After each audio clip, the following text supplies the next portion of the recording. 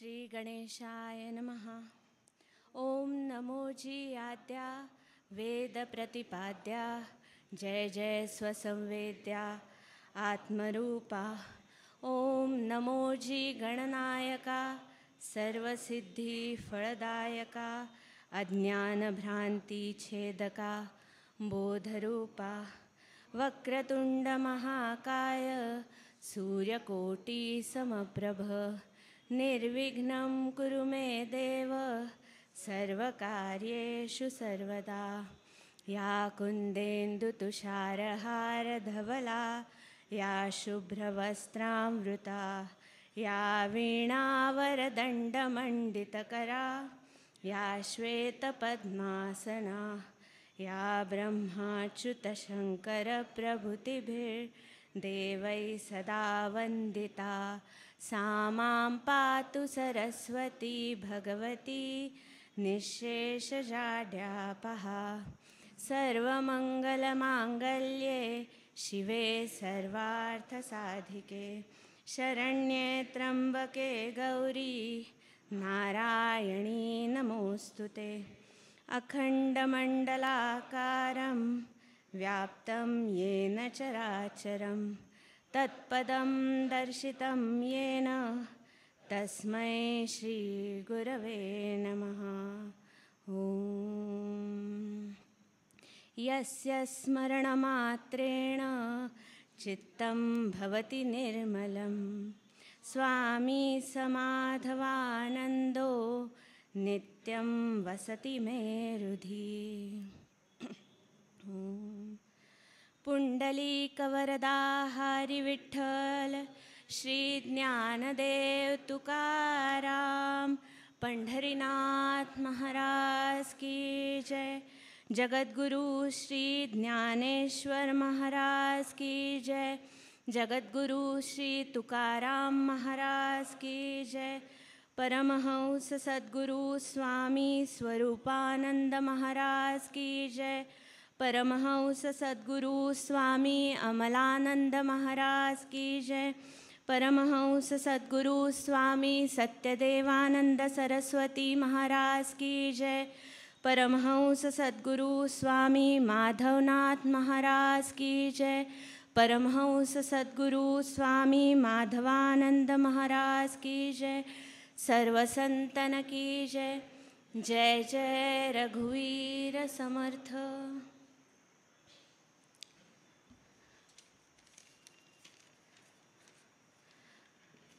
आपण एका धूननी सुरुवात करूया। रसिका एक एक ओळ सांगेल, तिच्या मागे आपण सगळे म्हणूया। गुरु शरणं गुरु शरणं गुरु शरणं गुरु शरणं सदा मम श्री गुरु शरणं सदा मम श्री गुरु शरणं गुरु शरणं गुरु शरणं गुरु शरणं गुरु शरणं सदा मम श्री गुरु शरणं सदा मम श्री गुरु शरणं। न मे कर्मा न मे शक्तिः न मे कर्म न मे शक्ति न मे बन्धः न मे मुक्तिः न मे बन्धः न मे मुक्तिः। गुरुः कर्ता गुरुर्दाता गुरुकर्ता गुरुदाता सदा मम श्री गुरु शरणं सदा मम श्री गुरु शरणं गुरु शरणं गुरु शरणं गुरु शरणं गुरु शरणं सदा मम श्री गुरु शरणं सदा मम श्री गुरु शरणं गुरुर्ब्रह्मा गुरुर्विष्णुः गुरुर्ब्रह्मा गुरुर्विष्णुः गुरुर्देवो महेश्वरः गुरुर्देवो महेश्वरः गुरुः साक्षात् परब्रह्म गुरुः साक्षात् परब्रह्म सदा मम श्री गुरु शरणं सदा मम श्री गुरु शरणं गुरु शरणं गुरु शरणं गुरु शरणं गुरु शरणं सदा मम श्री गुरु शरणं सदा मम श्री गुरु शरणं गुरुशास्त्रं गुरुशास्ता गुरुशास्त्रं गुरुशास्ता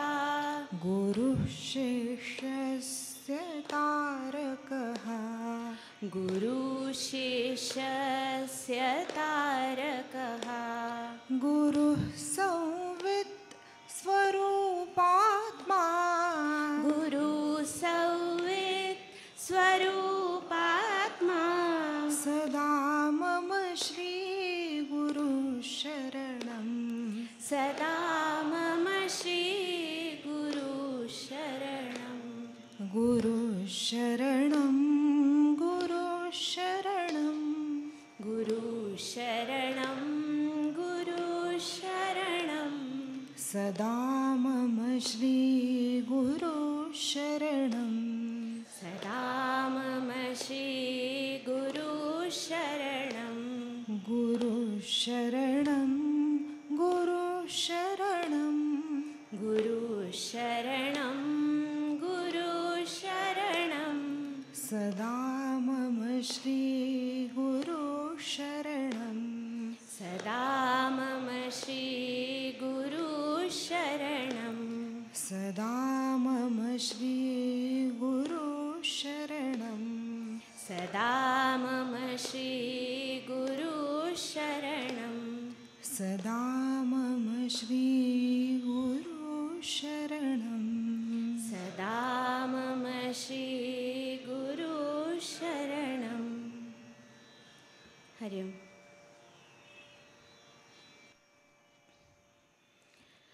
आपण स्वामीजींच्या चौथ्या पुण्यस्मरणाच्या कार्यक्रमासाठी इथे जमलो आहोत. खरं तर स्मरण त्यांचं करतात जे विस्मृतीत गेलेले असतात, पण स्वामींच्या बाबतीत हे कधीच शक्य नाही. आपण विचारलेल्या प्रश्नातून, त्यांनी दिलेल्या उत्तरातून आणि खूप वेळेला आपण न विचारताच आपल्याला पडलेल्या प्रश्नांना त्यांनी दिलेल्या उत्तरातून, त्यांच्या अमाप ग्रंथसंपदेतून आणि तसंच त्यांच्या मार्गदर्शक ऑडिओज, व्हिडिओज आणि अशा कित्येक गोष्टीतून ते आपल्याला सातत्याने मार्गदर्शन करतच असतात. पण आजचं पुण्यस्मरण का? तर त्यांच्या ह्या आठवणी, जो खजिना आपल्या सगळ्यांकडे आहे, त्याची देवाणघेवाण करण्यासाठी. आपल्यापैकी प्रत्येकाकडेच स्वामींच्या आठवणी सांगण्यासाठी आहेत. त्यापैकी काही प्रातिनिधिक मनोगते आता आपण ऐकणार आहोत. पण त्याच्या आधी आपल्या पुण्यातल्या एक साधिका सौ आशा उंबरजे यांनी एक कविता रचलेली आहे, ती मी वाचून दाखवते. क्षणात वाटे होऊनी पाखरू आकाशी झेपावे, ब्रह्मरूप झालेल्या सद्गुरु मायेला विश्वात शोधावे. सद्गुरु दिसता जीवे भावे त्यांना ओवाळावे, पदपद्म कमली बैसोनी निवांत पूजन करावे. पूजन करता मनी सतत सोहम भाव आळवावा, स्वामी कृपेचा हस्तमस्तकी आनंद जोपासावा. सद्गुरूंना साधनेच्या नैवेद्याने अंतरी तोषवावे, सद्गुरु कृपा प्रसादे जीवन भक्तिरसादने ओसंडावे. सद्गुरु पुसतील कशी आहेस ग बये, गुज सांगेल गुरुमायेशी साधनेत चालत आहे मी. पण सद्गुरुदेवा तुमच्या नसण्याने व्याकुळले आहे मी. मनाला किती समजावले तरी ते ऐकतच नाही, सजीव अस्तित्वाची मागणी सोडतच नाही. वेड्या जीवा सद्गुरू आहेत तुझ्या अंतरी. सोहमच्या नित्य साधनेने गुरु अस्तित्व जाणवेल हृदयंतरी. म्हणून सोडू नको सोहम साधनेची कास. असेल श्वास तोवर असावा साधनेचा ध्यास. माझे स्वामी पुरवावी एवढीच आस. स्वामी राया पुरवावी एवढीच आस. हरिओम. स्वामीजींच्या प्रेरणेने सातत्याने आपल्या संस्थेचं कार्य पुढे चालू आहे. त्याबद्दलची थोडी माहिती आणि काही आठवणी आदित्य सांगणार आहे आणि त्यानंतर हिमांशू दादा आणि गजानन दादाचे मनोगत होईल. हरिओम. हरिओम. विशेष दिवस आहे आणि ज्या दिवशी आपण सर्वजण जमलो आहे. आणि मगाशीच मी थोड्या वेळापूर्वीच हिमांशू दादाशी बोलत होतो आणि अवघड प्रसंग आहे माझ्यासाठी वैयक्तिकरित्या सुद्धा, कारण दोन अतिशय प्रिय व्यक्ती जीवनातनं जातात आणि त्याच्यानंतर काहीतरी बोलायचं असं ती परिस्थिती. म्हणजे एक तर स्वामीजी आणि नुकतीच माझी आई गेली. त्यामुळे हा जो सर्व भाग आहे त्याच्यामुळे ह्या सगळ्या भावना दाटून येतात. प्रयत्न करतो मी माझ्या आठवणी मांडायचा आणि त्याला धरून जसं हिमांशू दादाशी मी बोलत होतो आत्ता की हे सगळं कशासाठी, तर खरं तर सर्व लोक, सर्व संस्थेची, सर्व स्वरूपयोग परिवार एकत्र यावा आणि अशा ह्या विशेष कार्यक्रमानुसार तरी सर्वजण एकत्र यावेत आणि जी अंतरंग उपासना साधना जी स्वामीजींनी आपल्यापर्यंत आणलेली आहे त्या मार्गावरती चालण्याची एक नवीन प्रेरणा आणि एक नवीन संकल्प करावा या सर्व गोष्टींसाठी. मला फार सुंदर वाटलं हे सगळं एकत्र. म्हणजे सोनियाचा मला फोन आला होता की हे मांड वगैरे, म्हटलं कसं मांडायचं, म्हणजे काय मांडू आणि कसं मांडू मला माहिती नाही. आणि आत्ता हिमांशू दादाशी बोललो तेव्हा थोडक्यामध्ये त्यांनी हे मला समजवलं आणि तोच विचार मी तुमच्यापुढे मांडला. हे सगळं स्वामीजींच्या ज्या ज्या प्रेरणा आहेत, खरं सांगायचं तर सुरुवात करायच्या आधीसुद्धा 22 एप्रिल रोजी एक विलक्षण प्रसंग आपल्या सर्वांना अतिशय क्लेशदायक असा घडला पहलगाममध्ये. आणि दोन मुख्य धारणा स्वामींनी आपल्या सर्वांपर्यंत पोचवलेल्या आहेत. म्हणजे राष्ट्रीयत्व आणि अध्यात्म, प्रखर राष्ट्रीयत्व आणि शुद्ध अध्यात्म. आणि या दोन गोष्टींना धरून जे काही आत्ता इतक्यात घडलं ते अतिशय क्लेशदायक होतं. अतिशय भ्याड प्रकारचा तो हल्ला होता. आणि त्या हल्ल्यामध्ये म्हणजे सर्वांना हे माहिती आहे, सर्वांनी बघितलं पण आहे, विशेष करून बालकेंद्रामध्ये सुद्धा आता त्या संदर्भातच त्यांनी सुरुवात केली थोडीशी, कारण सर्व मुलांपर्यंत सुद्धा युवकांपर्यंत हे पोचलं पाहिजे. म्हणजे अनंत गोंधळ आहेत, सोशल मीडियावरती वाटेल ते चाललेलं आहे. पण 27 हिंदू त्याच्यामध्ये मारले गेले. धर्म काय म्हणून विचारून त्याच्यानंतर कपडे उतरवून त्यांना तपासून गोळ्या घालण्यात आल्या. स्वामींना काय वाटलं असेल आणि काय वाटू शकतं या सगळ्या प्रसंगात. प्रत्येक आपलं जर आपण त्रैमासिक बघितलं तर स्वामींनी राष्ट्रीयत्वाला धरून जी करंट सिच्युएशन आहे त्याला धरून अनेक गोष्टी मांडलेल्या आहेत. त्यातला सूक्ष्म गाभा मांडलेला आहे आणि सर्व आत्ताची जी परिस्थिती आहे त्याच्यामध्ये अतिशय विलक्षण हा प्रसंग आहे. आणि त्याला धरून थोडे समय झालेला हल्ला आहे, जे जायचे ते गेलेच आहेत, पण त्याच्यामधल्या सगळ्या वेदना आहेत आणि त्याच्यामधला जो क्लेश आहे, निदान एक 30 सेकंद आपण शांत बसून फक्त त्यांना श्रद्धांजली मनोमन अर्पण करूयात आणि प्रार्थना करूयात ईश्वराकडे की या सर्व पीडितांना तर हे दुःख सहन करायची ताकद मिळो, पण त्याचबरोबर आपलं जे भारतीय सैन्य आहे त्यांना विलक्षण बळ आणि आशीर्वाद प्राप्त होऊ दे की ही जी सर्व आसुरी वृत्ती आहे, जिहादी वृत्ती आहे, ह्या सगळ्या दुष्ट प्रवृत्तींचा नाश करायची ताकद आणि बळ त्यांना लाभो. 30 सेकंद आपण फक्त शांत मनोमन प्रार्थना करूयात, स्वामींचरणी प्रार्थना करूयात, ईश्वराचरणी प्रार्थना.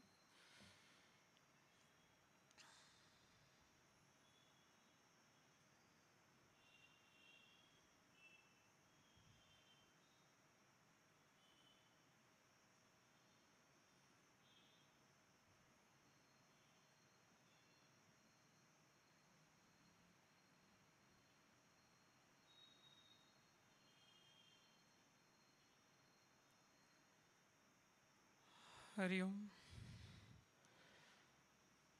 अध्यात्म आणि राष्ट्रीयत्व, जसं मी म्हटलं तसं स्वामींनी ह्या दोन गोष्टी आपल्यापर्यंत पोचवल्या. मला वाटून गेलं की मुख्यतः अध्यात्म म्हणजे चाललंय तरी काय, तर अस्तित्वाचा शोध.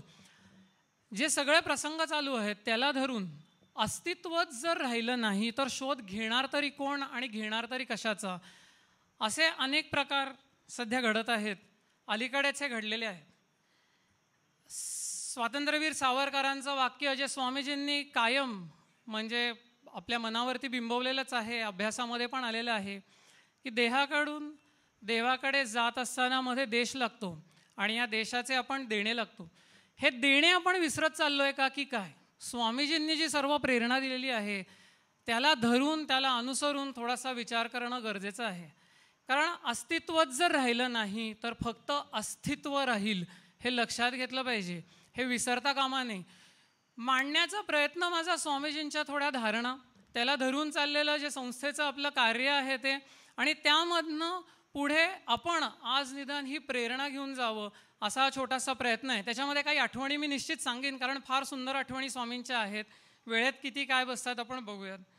तर परिस्थिती जर बाहेर बघितली आणि विशेष करून जे युवक आहेत आणि आता 7वी 8वी 9वीमधनं पुढे जी मुलं चाललेली आहेत, अनेक स्तरांवरती अनेक प्रकारे अनेक गोष्टी बिंबवण्यात येत आहेत आणि त्या कन्व्होल्युटेड आहेत, यात काही शंका नाही. एक समाज, एक पिढी जी आहे ती पैशांच्या मागे धावती. एक middle class to upper middle class, upper middle class to may be higher class जाण्याचा एक प्रयत्न आहे, नैसर्गिक प्रयत्न आहे, पण त्याच्यामध्ये प्रचंड धावाधाव चालली आहे. त्याचबरोबर एकीकडे डीप स्टेट इंटरफिअरन्स आहे, स्वतंत्र अभ्यासाचा विषय आहे. मध्यंतरी एक छोटासा स्वाध्याय पण आपल्या ग्लोबल केंद्रात ह्याला धरून झाला होता. काळाला धरून स्वामीजींनी नेहमी ॲडॅप्ट करत आलेले आहेत सर्व गोष्टी, त्याला अनुसरून थोड्याशा गोष्टी समजून घेणं हे पण गरजेचं आहे असं वाटलं, म्हणून स्वामींच्या पुण्यस्मरणाच्या दिवशी मी थोडंसं हे मांडत आहे. दुसरीकडे बघितलं तर ह्या जिहादी तलवारी आणि रायफली ज्या आहेत त्या सर्रास फिरत आहेत, आमच्यावरती अत्याचार करत आहेत, आमच्या लोकांना ठार करत आहेत. आणि तिसरीकडे एक समाज जो आहे तो विक्टिम कार्ड खेळतोय. अनेक अशी लोक आहेत जी सहानुभूती निर्माण करत चाललेली आहे त्यांच्यावर. आणि एकीकडे हा जो सगळा युवक वर्ग आहे त्या ठिकाणी प्रचंड मोठ्या प्रमाणात wokist, communist, pseudo secular, leftist, liberal अशी डावी विचारसरणी खूप मोठ्या प्रमाणात बिंबवण्यात येते. या ठिकाणी कुठेतरी कल्चरल डिस्ट्रक्शन करण्याचा एक मोठा प्रयत्न चाललेला आहे. सर्व जो स्वरूपयोगचा प्रयत्न आहे, सर्व आपल्या केंद्रांचा प्रयत्न आहे, तो शुद्ध अध्यात्माबरोबर राष्ट्रीयत्वाची जोपासना हे आपण विसरता कामा नाही. त्याला अनुसरून आत्ताच्या काळाला धरून असलेला जो सगळा गडबड गोंधळ आणि हे जो प्रकार चाललेला आहे तो थोडासा समजून घ्यायला पाहिजे. स्वामीजींची इच्छा नक्कीही आहे, असायलाच पाहिजे, असणारच, असं धरून मी हे तुमच्यासमोर मांडायचा प्रयत्न करतोय. बालकिशोर वयाच्या जर मुलं जर आपण घेतली तर शाळा कॉलेजेसमधनं सर्रास इंडिव्हिज्युअलिझम शिकवलं जातं. म्हणजे मी माझे आणि व्यक्तिगत स्वातंत्र्य याला धरून अनेक गडबड गोंधळ निर्माण केले जातात. लेफ्टिस्ट विचारसरणी याला धरून सोशल मीडिया, आता तर प्रत्येकाच्या हातात मोबाईल आहे आणि इथे चाललेला गोंधळ तर प्रचंड प्रमाणात आहे. त्यामुळे सोशल मीडिया आणि त्याला धरून असलेलं ॲडिक्शन विलक्षण आहे आणि त्याच्यावरनं होत असणारा जो एक प्रकारे मनावरती बिंबवण्यात येणाऱ्या ज्या गोष्टी आहेत त्याचा पगडा पण प्रचंड आहे, हे लक्षात घेतलं पाहिजे. ऑल आईज ऑन गाझा असा डीपी ठेवून अनेक लहान मुलं अनेक दिवस फिरत आहेत, हे पण लक्षात घेतलं पाहिजे. ही सत्य परिस्थिती आहे. म्हणजे अनेक शाळांमधनं ही परिस्थिती आहे, कॉलेजेसमधनं परिस्थिती आहे.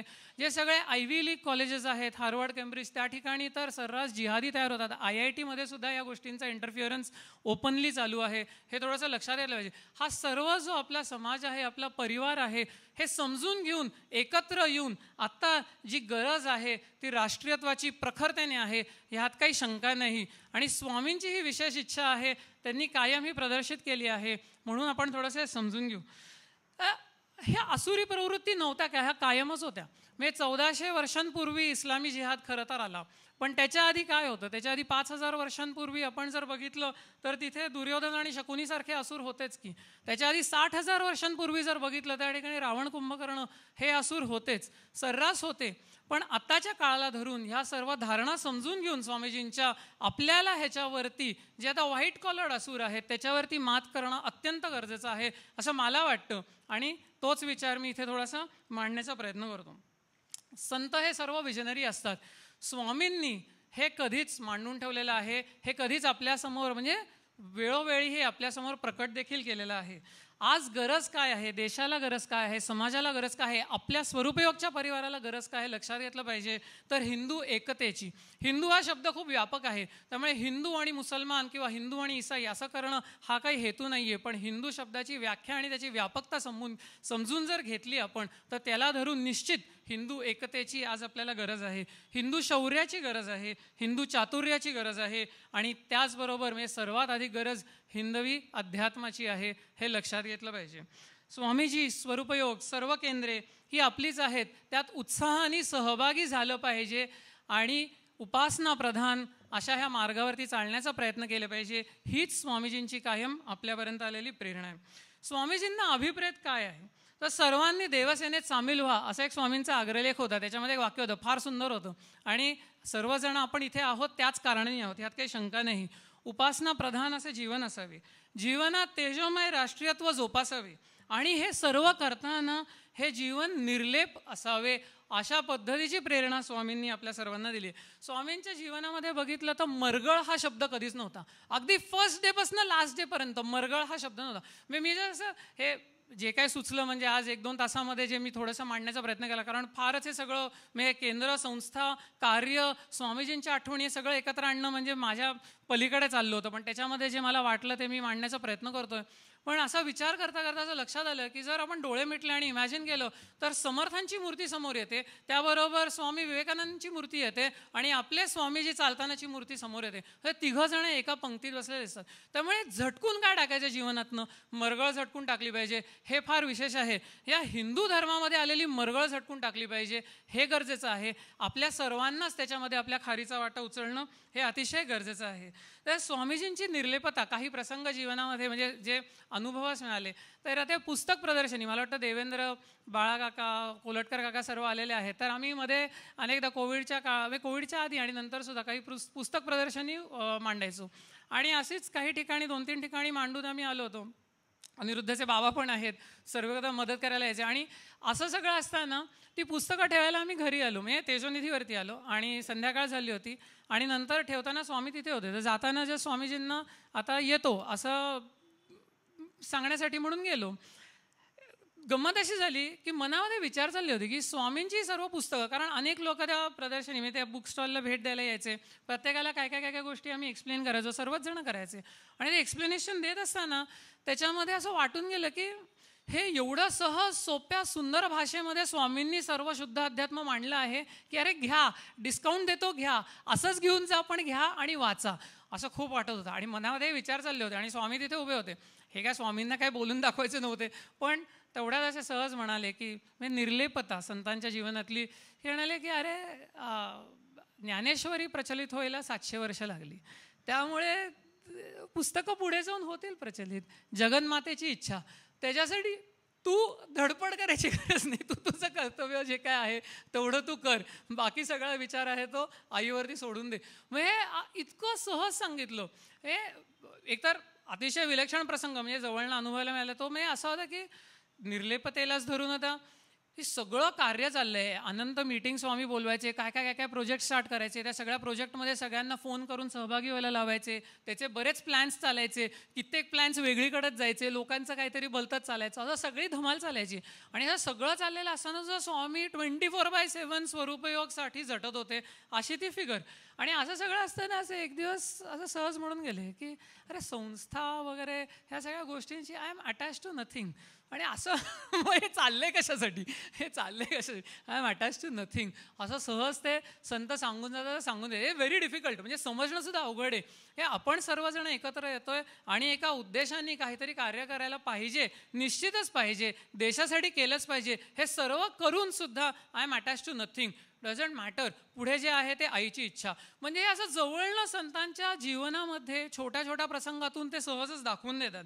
हे सगळं इतकं विस्मयकारक आहे. म्हणजे अनेक ज्या प्रेरणा स्वामींनी दिल्या त्या जीवनामध्ये कशा उतरवलेल्या म्हणजे ते दिसूनच यायचं. हॉस्पिटलमधल्या अनेक गोष्टी आहेत त्या मला माहिती नाही, म्हणजे काही जण आहेत जे तिथे हॉस्पिटलमध्ये सेवेस होते, त्यामुळे त्यांना काही हा भाग अगदी माहिती आहे, अनेक जणांना कदाचित माहिती नसेल. हॉस्पिटलमधलं जर आपण एकूण जर स्वामींचं जीवनकाळ त्या ह्याच्यात बघितला तर तो आश्चर्यकारक होता. म्हणजे अशक्य वेदनेमध्ये होते स्वामी. म्हणजे 2 मोठे पिरियड्स झाले माझ्या मते ज्या काळामध्ये स्वामी प्रोलॉंग्ड हॉस्पिटलाइज्ड होते दीनानाथमध्ये, आणि दोन्ही जीवावरती बेतलेल्याच गोष्टी होत्या. म्हणजे त्यातनं बाहेर येणार का नाही आणि कुठला दिवस हा कसा असेल हे सांगता येत नव्हतं, म्हणजे अशक्यच होतं. अशा सगळ्या केसेसमध्ये अनेक औषधं चालू होती, गुंगीची औषधं दिलेली होती, पेन किलर्स चालू होते, अँटीबायोटिक्स चालू होती, वेगवेगळ्या लाईन्स इन्सर्ट केलेल्या होत्या, त्याच्यामधनं 10 ठिकाणी हाताला जखमा केलेल्या होत्या कारण IV साठी शीर सापडत नाही किंवा एका ठिकाणी खूप वेळा सुई टोचली म्हणून दुसरीकडनं आता टोचली. विलक्षण प्रकरण सगळं झालं होतं. हे सगळं झालेलं असताना सुद्धा थोडं स्वामींना बरं वाटलं की उठून बसायचे. जो सहाय्यक असेल की अरे दाढीचा ब्रश घेऊन ये, पाणी घेऊन ये, पाणी किती कोमट पाहिजे, आरसा समोर धर, कंगवा घेऊन ये, असं करून थोडी शक्ती आली की फ्रेश व्हायचे आणि पुढे ध्यानाला बसायचे. गरज काय होती? म्हणजे हा मनामध्ये विचार यायचा, पण केवळ ती सहाय्यक व्यक्ती आहे आणि जीवनामधला एकही दिवस हा साधनेशिवाय गेलाच नाही आहे. कुठल्याही परिस्थितीत शरीर असो, कशीही परिस्थिती असो, राहील देह का नाही अशी असो, पण थोडं भानावरती आलं, त्या ठिकाणी थोडी एनर्जी आली की स्वामी ध्यानाला बसलेले असायचे. त्यामध्ये हे सर्व जीवन आहे तरी कशासाठी संतांचं? तर लोकांच्या उद्धारासाठी. आता हे बोलणं म्हणणं वगैरे सोपं असतं, पण इथे स्वामींच्या जीवनामध्ये आपल्याला दिसून येतं की एक प्रसंग असा होता की त्या ठिकाणी म्हणजे सकाळी ती परिस्थिती ऑपरेटिंग टेबलवरनं घेऊन आलेत आणि त्याच्यानंतर नोबडी शुअर की स्वामी आता राहणार आहेत की जाणार आहेत, पण संध्याकाळी मदतीला आलेल्या व्यक्तीला हे कळणार सुद्धा नाही की ह्या परिस्थितीतनं स्वामींचा देह आत्ता गेलेला आहे. आणि दिवसभर हे असं नाही आहे की त्या मुवमेंटपुरतं ती गोष्ट घडली आहे, त्या वेदनांमधनं तो देह चालला आहे. संध्याकाळी आणि अनेक वेळेला रात्रपाळीला मी, चैतन्य, सागर आम्ही असायचो बरेचदा. योगेश त्याच्या आधी रिलीव्ह करायला असायचा. आणि मी जेव्हा आलो, माझ्या बाबतीतच घडलेला प्रसंग की आल्या आल्या हे सगळं होऊन गेलं आहे, पहिला प्रश्न, जेवण करून आलास का, असं मला विचारलं. म्हणजे येणारी व्यक्ती इथे चाललंय काय, आमच्या मनात हा विचार पण नाही. आणि हे सगळं कुठेतरी आधीच्या मुलाशी फोन होणार की अरे काय झालंय, कसे आहेत, आणि मग काय घेऊन यायचे का काय घेऊन नाही, काय what is the need of the hour, असं सगळं असताना हे पहिले तू जेवण करून आलास का हे विचारायचे.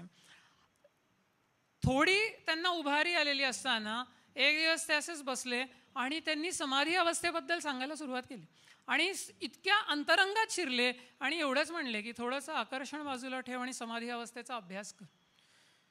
आपला प्रयत्न हा लटका आहे हे अगदी निश्चित माहिती आहे, पण जे काही असेल तिथे हो स्वामी, त्याच्या पलीकडे सांगणार तरी काय की आलेला जो कुठला मुलगा आहे, जी कुठली साधक व्यक्ती आहे, त्याच्यासाठी असलेली जी संतांना त्याच्या प्रगतीची जी काळजी आहे ती पावलोपावली क्षणोक्षणी त्यांनी अशी सहजच म्हणजे त्यांच्या जीवनचरित्रामधून प्रकट होते.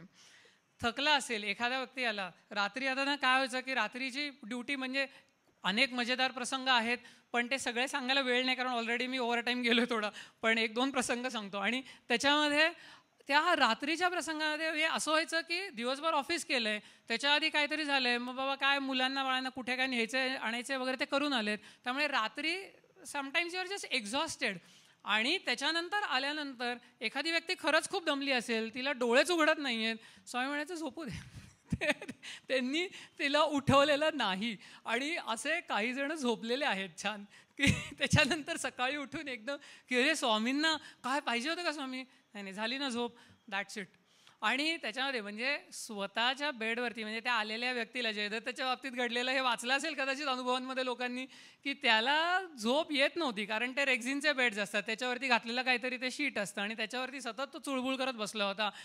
यांना म्हणजे आता काय सांगू मी, हे कुठल्या परिस्थितीत असताना ते स्वतः बेडवरनं उतरले, जयदत्ताला त्यांच्या बेडवरती झोपवलं आणि स्वतः जाऊन जयदत्ताच्या बेडवर झोपलं. म्हणजे आता हे कोण करतं, म्हणजे आपण इमॅजिन करू शकत नाही. एक फार धमाल प्रसंग घडला, 2 शेवटच्या फक्त गोष्टी सांगतो की त्याच्यामध्ये मी असा रात्रपाळीवरती होतो आणि बसलो होतो आणि बसलेलं असताना स्वामींची अशी सिच्युएशन होती की अस्वस्थ होते कारण 3-4 दिवस सलग झोप झाली नव्हती. झोपेच्या या सगळ्या औषधांमुळे प्रचंड प्रॉब्लेम येत होता आणि अनेक गोळ्या घेऊन सुद्धा झोप येत नव्हती.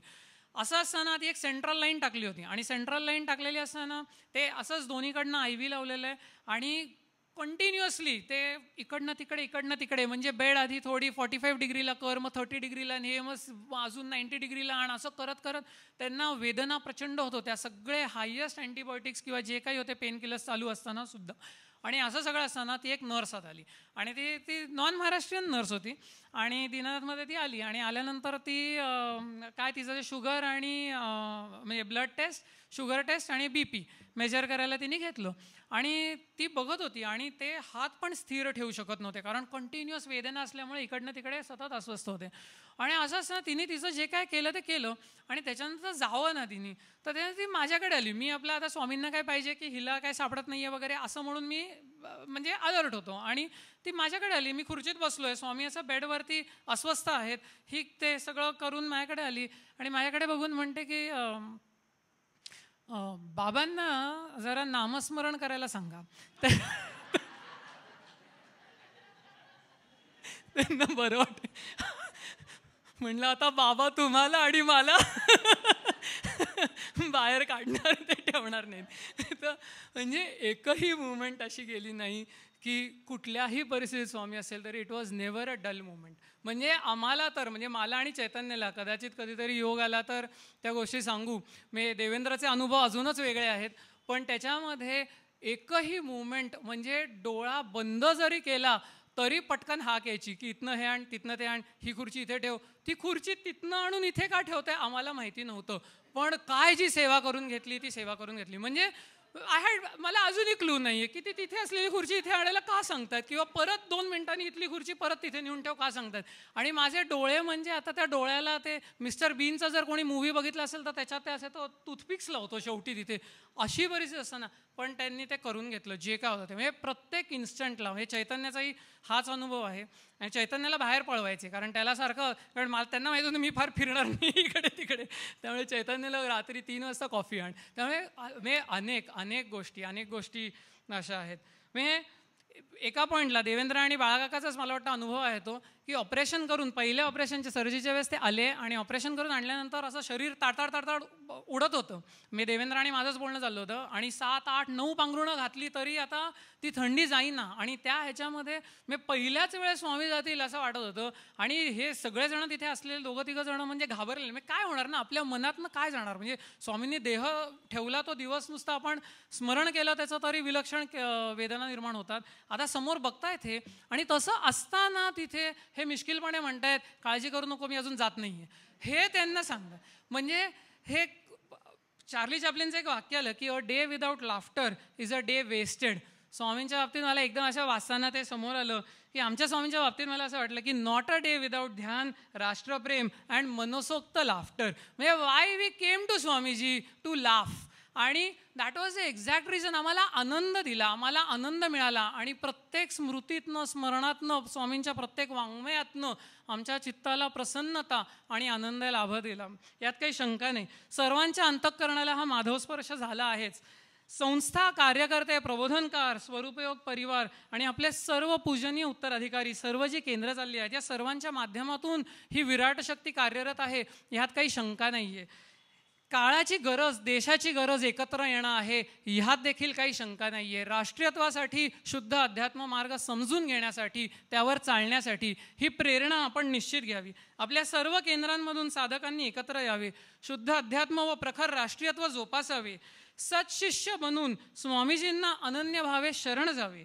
बी with the self, being self to self हा जो प्रवास आहे या नाथपंथाच्या ध्यानयोग पथावरती अखंड वाटचाल करावी हीच स्वामीचरणी प्रार्थना करतो आणि माझा मनोगत स्वाध्याय जे काय आहे ते इथे त्याची सांगता करतो. हरिओम तत्सत. परमहंस स्वामी माधवानंद महाराज की जय.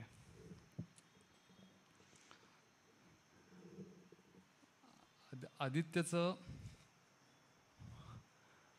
अत्यंत ओजस्वी असं बोलणं चालू असताना मला मनातनं असं वाटत होतं की संपूच नाही.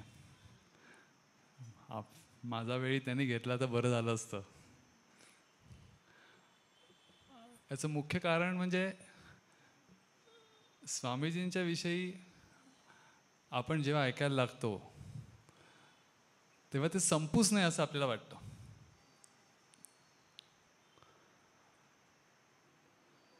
आजचा पुण्यस्मरण दिन जो आहे,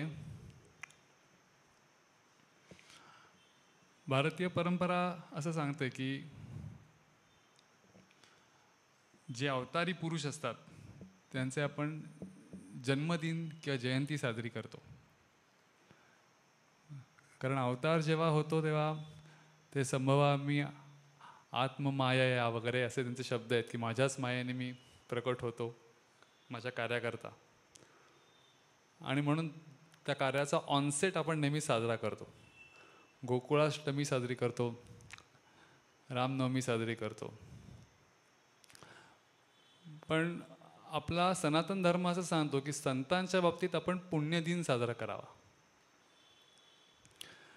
कारण संत जेव्हा जन्म घेतात तेव्हा ते पूर्वसंचितांनी जन्म घेतात. पण त्या संचितामधला एक सगळ्यात महत्त्वाचा भाग असतो की कुठेतरी त्यांना आतमध्ये लक्षात येतं की आयुष्याचं खरं पूर्णत्व हे स्वतःचं स्वरूप जाणण्यामध्ये आहे. आणि त्या दृष्टीने ते प्रयत्न करतात आयुष्यात आणि ते जाणून घेतात. आणि म्हणून तो सगळा जो प्रवास असतो त्याची सांगता जेव्हा होते तो दिवस हा पुण्यदिन म्हणून आपण साजरा करतो. 4 वर्षे झाली, अजूनही तो दिवस डोळ्यासमोरनं जात नाही. स्वामींचं एकंदर आयुष्य पाहिलं तर आश्विन शुद्ध चतुर्थी 92 सालची सप्टेंबर महिन्यातली, जेव्हा स्वामी माधवनाथांनी 2 उत्तराधिकारी अधिकृतरित्या त्यांची नावं जाहीर केली, तेव्हापासनं हे 21 साल कोविडचं एप्रिल महिना, उण्यापुऱ्या 3 दशकांचा हा सगळा प्रवास. त्याच्यात तसं पाहिलं तर स्वामी माधवनाथ देहानी असेपर्यंतची पहिली 4-5 वर्ष आणि शेवटचे 3-4 वर्ष कोविड आणि स्वामींची आजारपणं हे सोडूनच द्यायचे. मग 20 वर्षच खरं तर 2 दशकं. पण या 2 दशकांमध्ये जे काही घडलं ते कल्पनेच्या पलीकडचं आहे, अवाक करणार आहे. म्हटले बरीच आज मंडळी आहेत ज्यांनी ते प्रत्यक्ष साक्षीदार आहेत त्या सगळ्या प्रवासाचे. काही जण नवीन आहेत.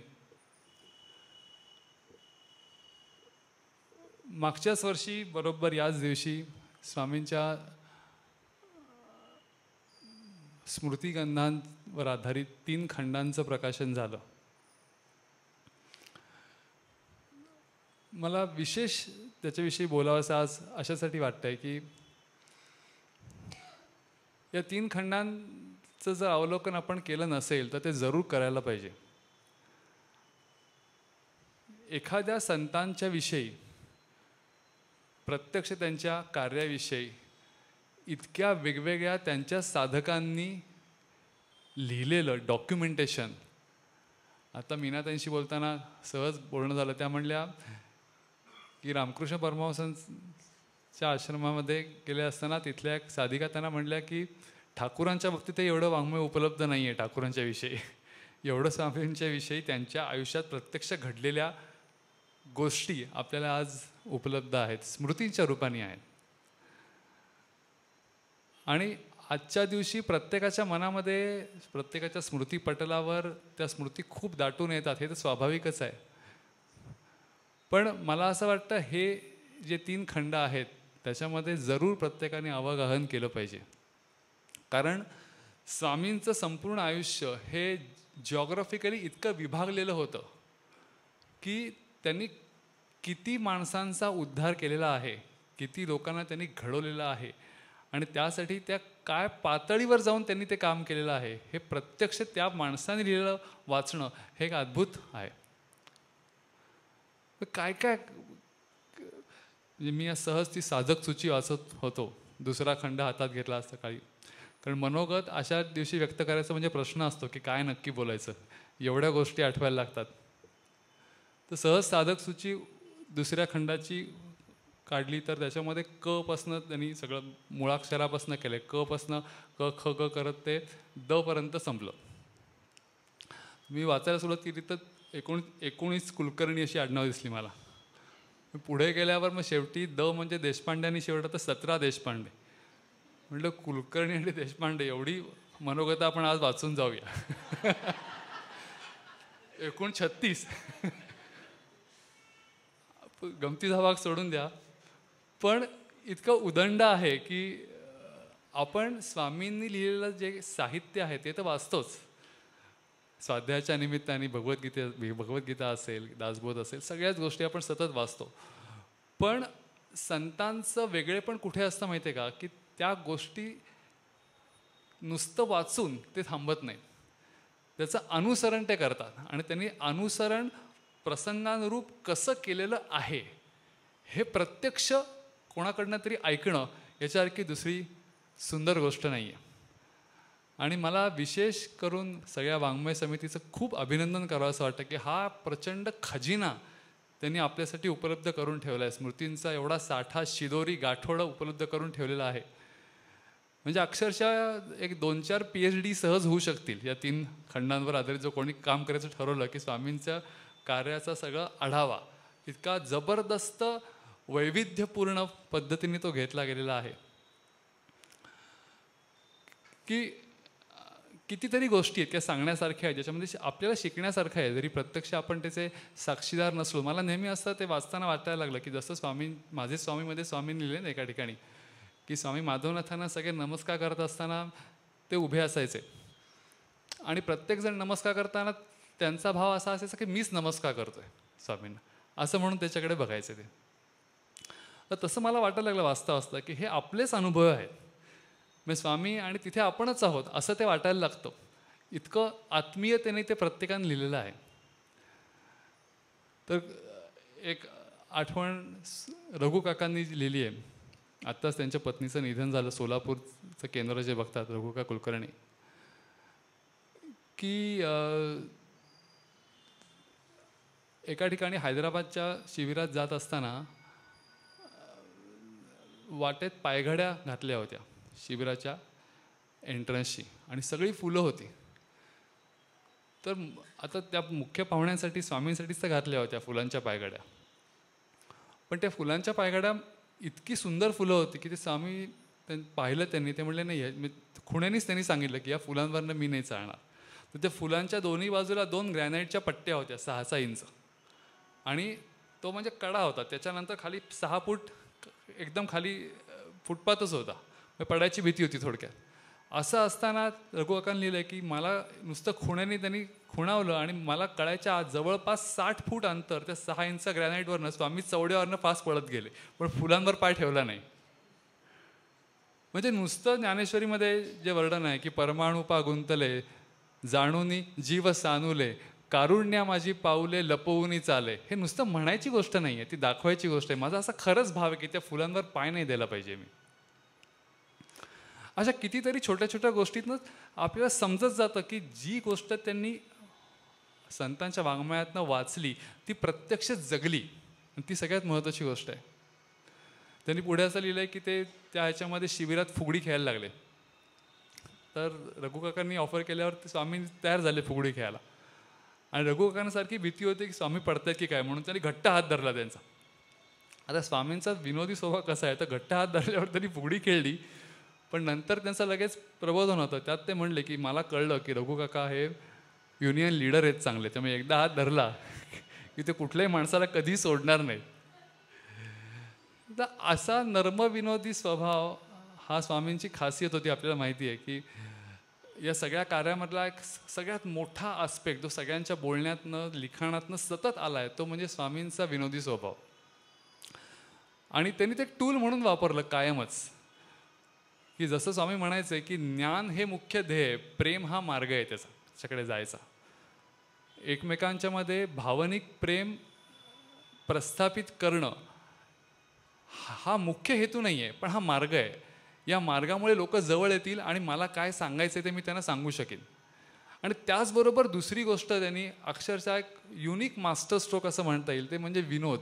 आणि स्वतः हसता येणं ही सुद्धा अवघडच गोष्ट आहे आयुष्यात, पण दुसऱ्याला हसवता येणं ही अजून त्यातली अवघड गोष्ट आहे. आणि म्हणून मला वाटतं कुठलेही असे संत नसतील आत्ताच्या काळातले की ज्यांनी पु ल देशपांडे या व्यक्तीच्या वाङ्मयाला अध्यात्मात एवढं मोठं स्थान दिलं जे स्वामींनी दिलेलं आहे. मला नेहमी असं वाटतं Pu La in his own right is a saint. म्हणजे भले त्यांनी अध्यात्माच्या बाबतीत बऱ्याच वेळा खिल्ली उडवली असेल, अगदी वरकरणी आपण जसं समजतो की नाम आणि ध्यान अशा साधना त्यांनी प्रत्यक्ष केल्या नसतील, पण दुसऱ्याच्या आयुष्यात आनंद देणं हा जर खरा क्रायटेरिया असेल तर तो पुलांनी खूप मोठ्या प्रमाणात केलेला आहे. किंवा एका क्रायटेरियाला धरून स्वामींनी ज्या प्रकारे पुलंचं वाङ्मय हे इन्कॉर्पोरेट करून घेतलं त्याला तोड नाही आहे. अशा बऱ्याच गोष्टी आहेत की जे त्यांचा युनिकनेस दाखवतात. बोलायला वेळ आज कमीच आहे, पण हे करता करता करता सगळ्यात महत्त्वाची गोष्ट काय आहे तर ती सगळ्यांची पाठ आहे की स्वामींनी त्याच्या बाबतीत कोणालाही कधीही कन्सेशन दिलं नाही, कुठलाही कॉम्प्रोमाइज केलं नाही. ते म्हणजे मुख्य साधना. आणि मुख्य साधना हीच खरी गोष्ट आहे. बाकीच्या गोष्टी होतील नाही होतील ही झालीच पाहिजे. म्हणजे जसं स्वामी माधवनाथांच्या बाबतीत लोकांनी सांगितलेलं आहे की स्वामी माधवनाथ प्रवचन झाल्यावर विचारायचे की काय करतात, ध्यान किती करता, आणि कितीही गोड शब्दात कोणी म्हटलं नाही स्वामी बाकी सगळं जमतं पण ध्यानाला जरा जमत नाही असं म्हटल्यावर पुढच्या क्षणी खडीसाखर द्यायचे. खडीसाखर, विषय संपला. पुढच्या माणसाकडेच बघायचे ते. मग आपले स्वामी त्या मानाने त्यांचं व्यक्तिमत्व खूप मधुर गोड होतं. ते खडीसाखर असं देऊन त्यांनी संपवलं नाही, पण ही गोष्ट नक्की आहे की ध्यान न करणाऱ्या प्रवृत्तीची कायम त्यांनी उपेक्षा केली. त्या बाबतीत अत्यंत अनकॉम्प्रोमाइज होते. काही गोष्टीत अनकॉम्प्रोमाइज होते ते. जसं दुसरं उदाहरण म्हणजे ज्ञानेश्वर महाराज. एकदा आश्रमामध्ये समोर असताना ते असं म्हणले होते की ज्ञानेश्वर महाराजांचा उल्लेख आयुष्यात कधीही ज्ञानोबा म्हणून केला मला चालणार नाही, करायचा नाही. ते वारकरी संप्रदाय ज्ञानबा बिनबा म्हणत असेल ठीक आहे, त्यांच्या वाङ्मयाची खोली तुम्हाला जर कळलेली असेल तर तुम्ही ज्ञानेश्वर महाराज असंच म्हटलं पाहिजे, असं ते एकदम अत्यंत गंभीरपणे बोलत होते. म्हणजे माझ्या मनामध्ये तेव्हा अगदी असं आलं होतं की मग ते जसं वारकरी संप्रदाय म्हणतात ना ज्ञानबाची मेख, अनेक ठिकाणी ज्ञानेश्वर महाराजांचं मुख्य टूल हे उपहास आहे. आणि ते ज्यांना समजतं ते वारकरी ज्ञानबाची मेख म्हणतात, मेख मारली त्यांनी. तर माझ्या मनात अगदी असा प्रश्न आला होता की स्वामींना विचारायचं मग आपण काय म्हणायचं, ज्ञानेश्वर महाराजांची मेख असं म्हणायचं का. पण मी त्या स्वामींचा आवेश पाहून तो गिळून टाकला प्रश्न. नको या बाबतीत स्वामी काही नाही हो म्हणतील असं वाटलं नाही मला. ज्ञानेश्वर महाराज म्हणायचं, ज्ञानेश्वर महाराज म्हणायचं.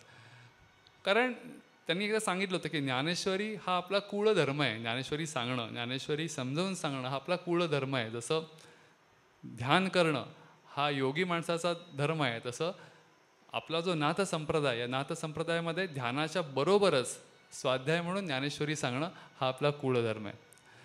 तर ही फार महत्त्वाची गोष्ट आहे की हसत खेळत अध्यात्म स्वामींनी आणलं, अध्यात्माला राष्ट्रीयत्वाची जोड दिली. हे सगळं करत असताना मुख्य फोकस हल्लेला त्यांना कधी चाललेला नाही, त्यांनी स्वतः कधी हलवून दिलेला नाही.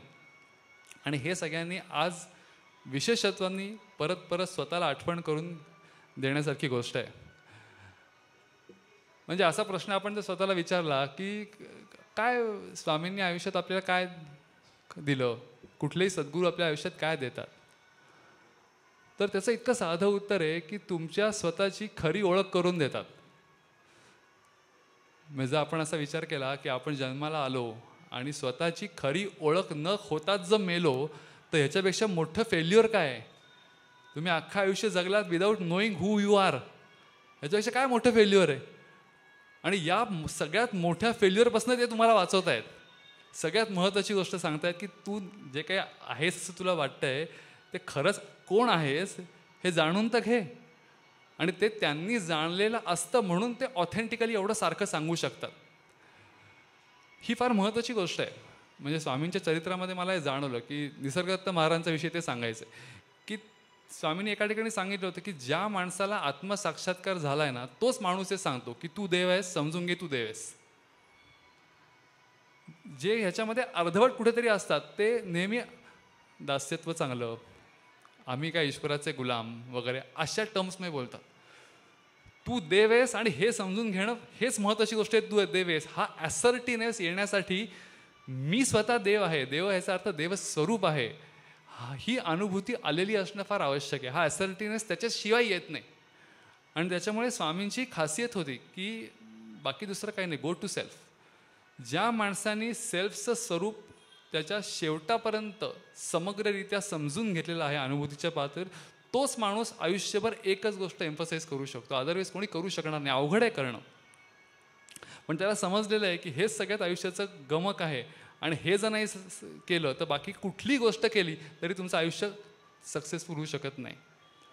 आणि म्हणून हे पुण्यस्मरण हे जे आहे हे त्याच्यासाठी खूप महत्त्वाचं आहे की त्या माध्यमातून बाकीच्या सगळ्या अनंत आठवणी तर आहेच आहेत, पण या सेल्फ रिअलायझेशनसाठी आयुष्य प्रायोरिटाईज करणं. कुलकर्ण्यांचा एक अनुभव सांगितला, आता देशपांडेंचा पण सांगतो. नंतर असं म्हणायला नको की तर आपल्याकडे सुनीताताई देशपांडे खूप जुन्या साधिका आहेत माधवनाथ स्वामींपासनं, की ज्यांचे चिरंजीवी आज डॉक्टर श्रीराम हे अमेरिकेमध्ये एक उत्तराधिकारी म्हणून काम करतात. तर त्यांनी सांगितलेला एक प्रसंग आहे, 2002 सालचा प्रसंग आहे. तर त्यांनी नवीन घर घेतलं होतं पौड रोडला आणि त्यांची अशी इच्छा होती की सगळ्याच लोकांची नॅचरल इच्छा असते की आपण घर घेतल्यावर स्वामींचे पाय लागायला पाहिजेत, आपल्या घरी आले पाहिजेत. तर त्यांची अशी इच्छा होती, तेव्हा स्वामींचं काम जस्ट चालू झालं होतं, त्यांची अशी इच्छा होती की मातोश्री सरलाताईंचे पदस्पर्श आपल्या नवीन घराला झाला पाहिजे.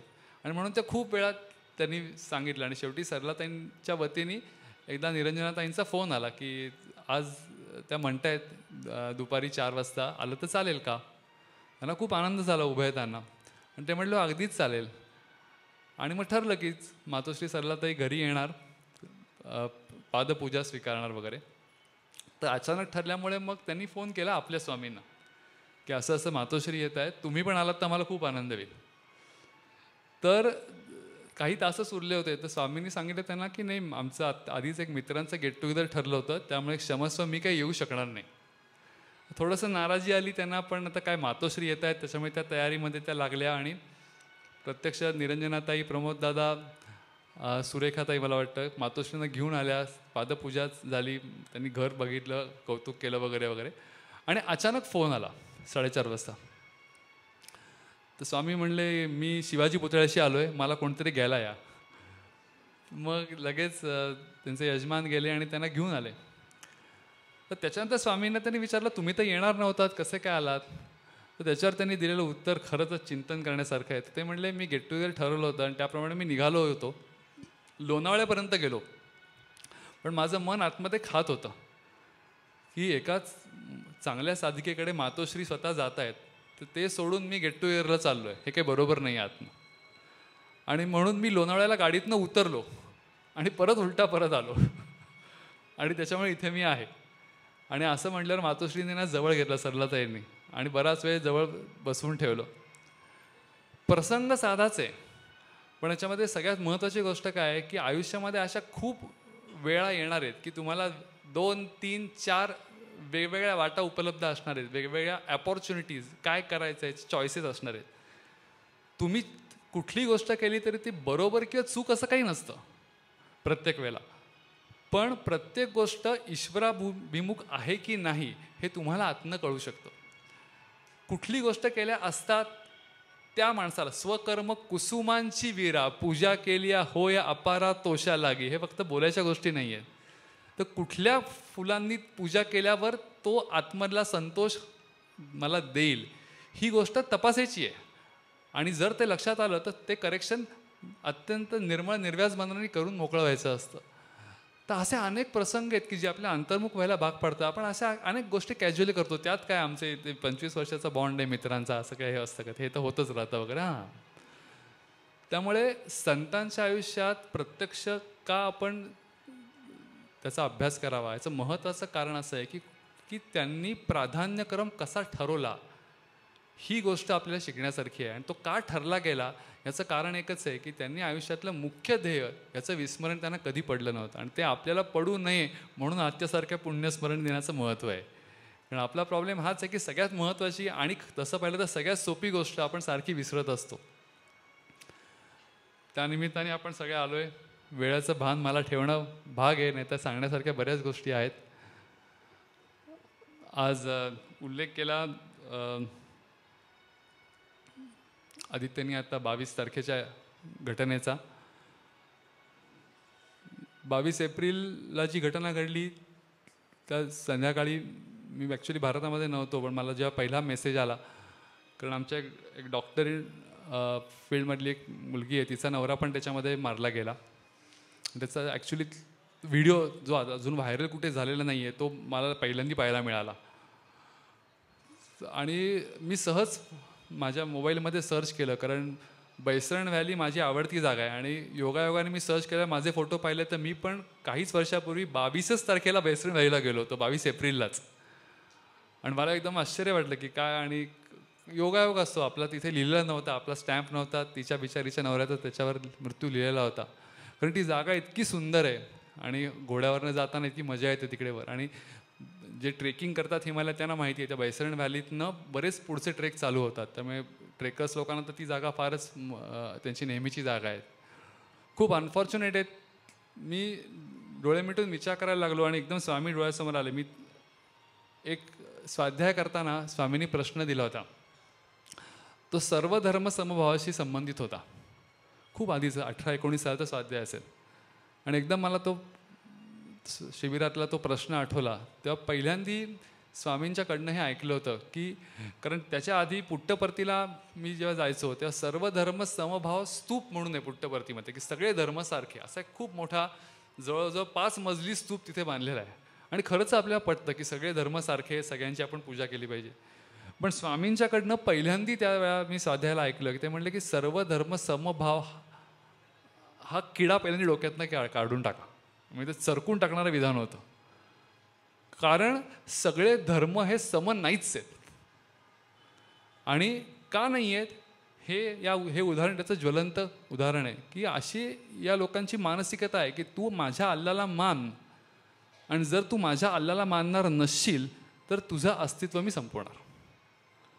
म्हणजे कसं आहे, जगामध्ये कुठलं युद्ध जेव्हा भौगोलिक सीमांच्या कारणामुळे होतं किंवा आर्थिक कारणामुळे होतं, राजकीय कारणामुळे होतं, तेव्हा चर्चेला काहीतरी वाव असतो, काहीतरी डिबेटला वाव असतो. पण जेव्हा अशा प्रकारच्या धार्मिक कारणावरनं होतं की माझाच धर्म फक्त खरा, बाकी तुझा खरा नाही, त्यामुळे कुठली चर्चाच संभवत नाही. आणि त्याच्यामुळे ही जी काही हत्या झाली याचं शब्दात वर्णन करणं शक्यच नाही. आणि म्हणून हिंदू धर्म हा का मोठा आहे याचं महत्त्व तुम्हाला कळू शकतं की तो सगळ्यांना समावेशक करणारा एकमेव असा धर्म आहे. स्वामी नेहमी म्हणायचे की जसं गुरुत्वाकर्षण आहे तसं हिंदू धर्म आहे. It's a law of nature, की आम्हाला पूर्ण ॲक्सेप्टन्स आहे की तुम्ही जसे आहात तसं आम्हाला ॲक्सेप्टेड आहात. आम्ही कुठल्याही मान्यता या मानवीय मान्यता म्हणून लादलेल्याच नाही आहेत. ज्या आहेत त्या फक्त आम्ही डॉक्युमेंट केलेल्या मान्यता आहेत. आणि मला ते विधान एकदम आठवून गेलं की सर्व धर्म समभाव सेक्युलरिझम स्वीकारल्यामुळे त्याची आज आपण फळं आता भोगतोय सगळी. हे कुठेतरी थांबायला पाहिजे. नियती ज्या टप्प्यावर आपल्या देशाला घेऊन आलेली आहे आपल्याला सगळ्यांना फेस तर करावंच लागणार आहे.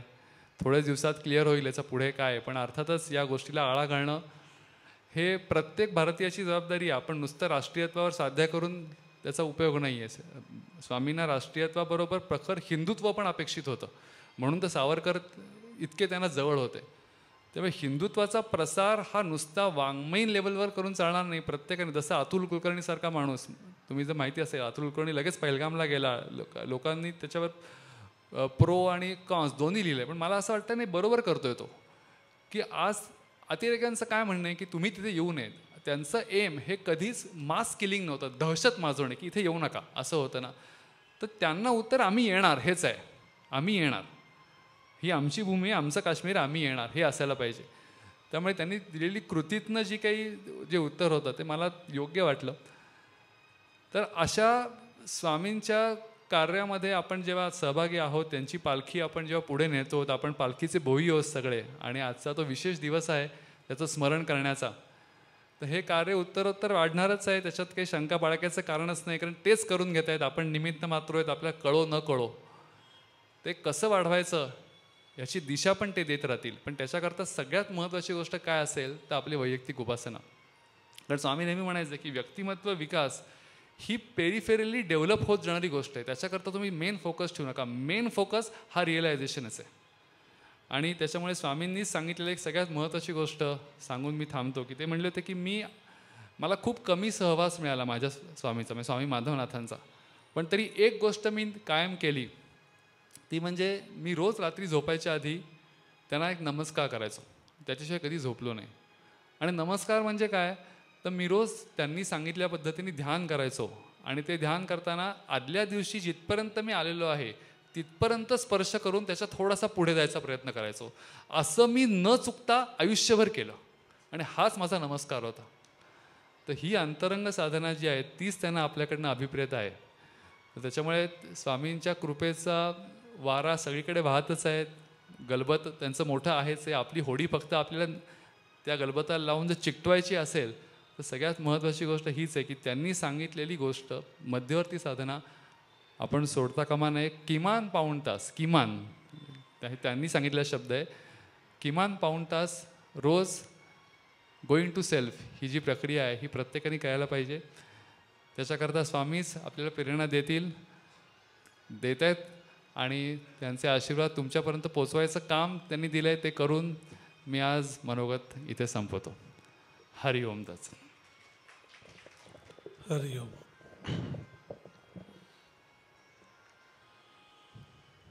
अखंड मंडलाकारं व्याप्तं येन चराचरं तत्पदं दर्शितं येन तस्मै श्री गुरवे नमः.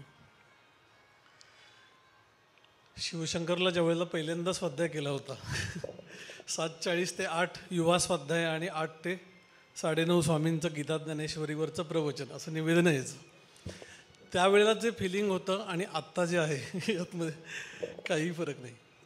कारण त्याच्या वेळेला आपलं वेळेत संपलं पाहिजे कारण नंतर स्वामींचं ऐकायला लोक आलेले आहेत हे जे टेन्शन असायचं तसं याच्यानंतर स्वामींचं आशीर्वचन आहे आणि लोक तेच ऐकायला आलेले आहेत हे भान नक्की आहे.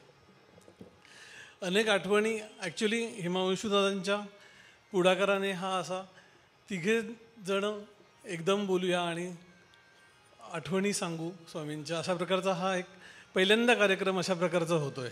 म्हणजे कार्याच्या निमित्ताने जी जबाबदारी किंवा प्रबोधन वगैरे जे सांगितलेलं आहे त्या निमित्ताने प्रत्येकजण आपापल्या केंद्रामध्ये बोलतो आहे. सगळ्या गोष्टी चालू आहेत. ऑनलाईन केंद्र चाललेली आहेत, दौरे चाललेले आहेत. पण एकत्रित येऊन स्वामींची मुलं सगळी वडिलांच्या आठवणीमध्ये रमणं हा स्वाभाविक गोष्ट आहे. म्हणजे एक एपिसोड याचा 27 तारखेला झालेला आहे.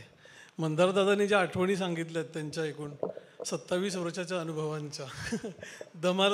म्हणजे मंदारदादांची पर्सनॅलिटी पण त्यातून कळते आणि स्वामींची पण कळते. एक आठवण जी आदित्यने आत्ता सांगितली की जयदत्तची की ती त्याने अर्धी सांगितली, मी ती पूर्ण करतो फक्त.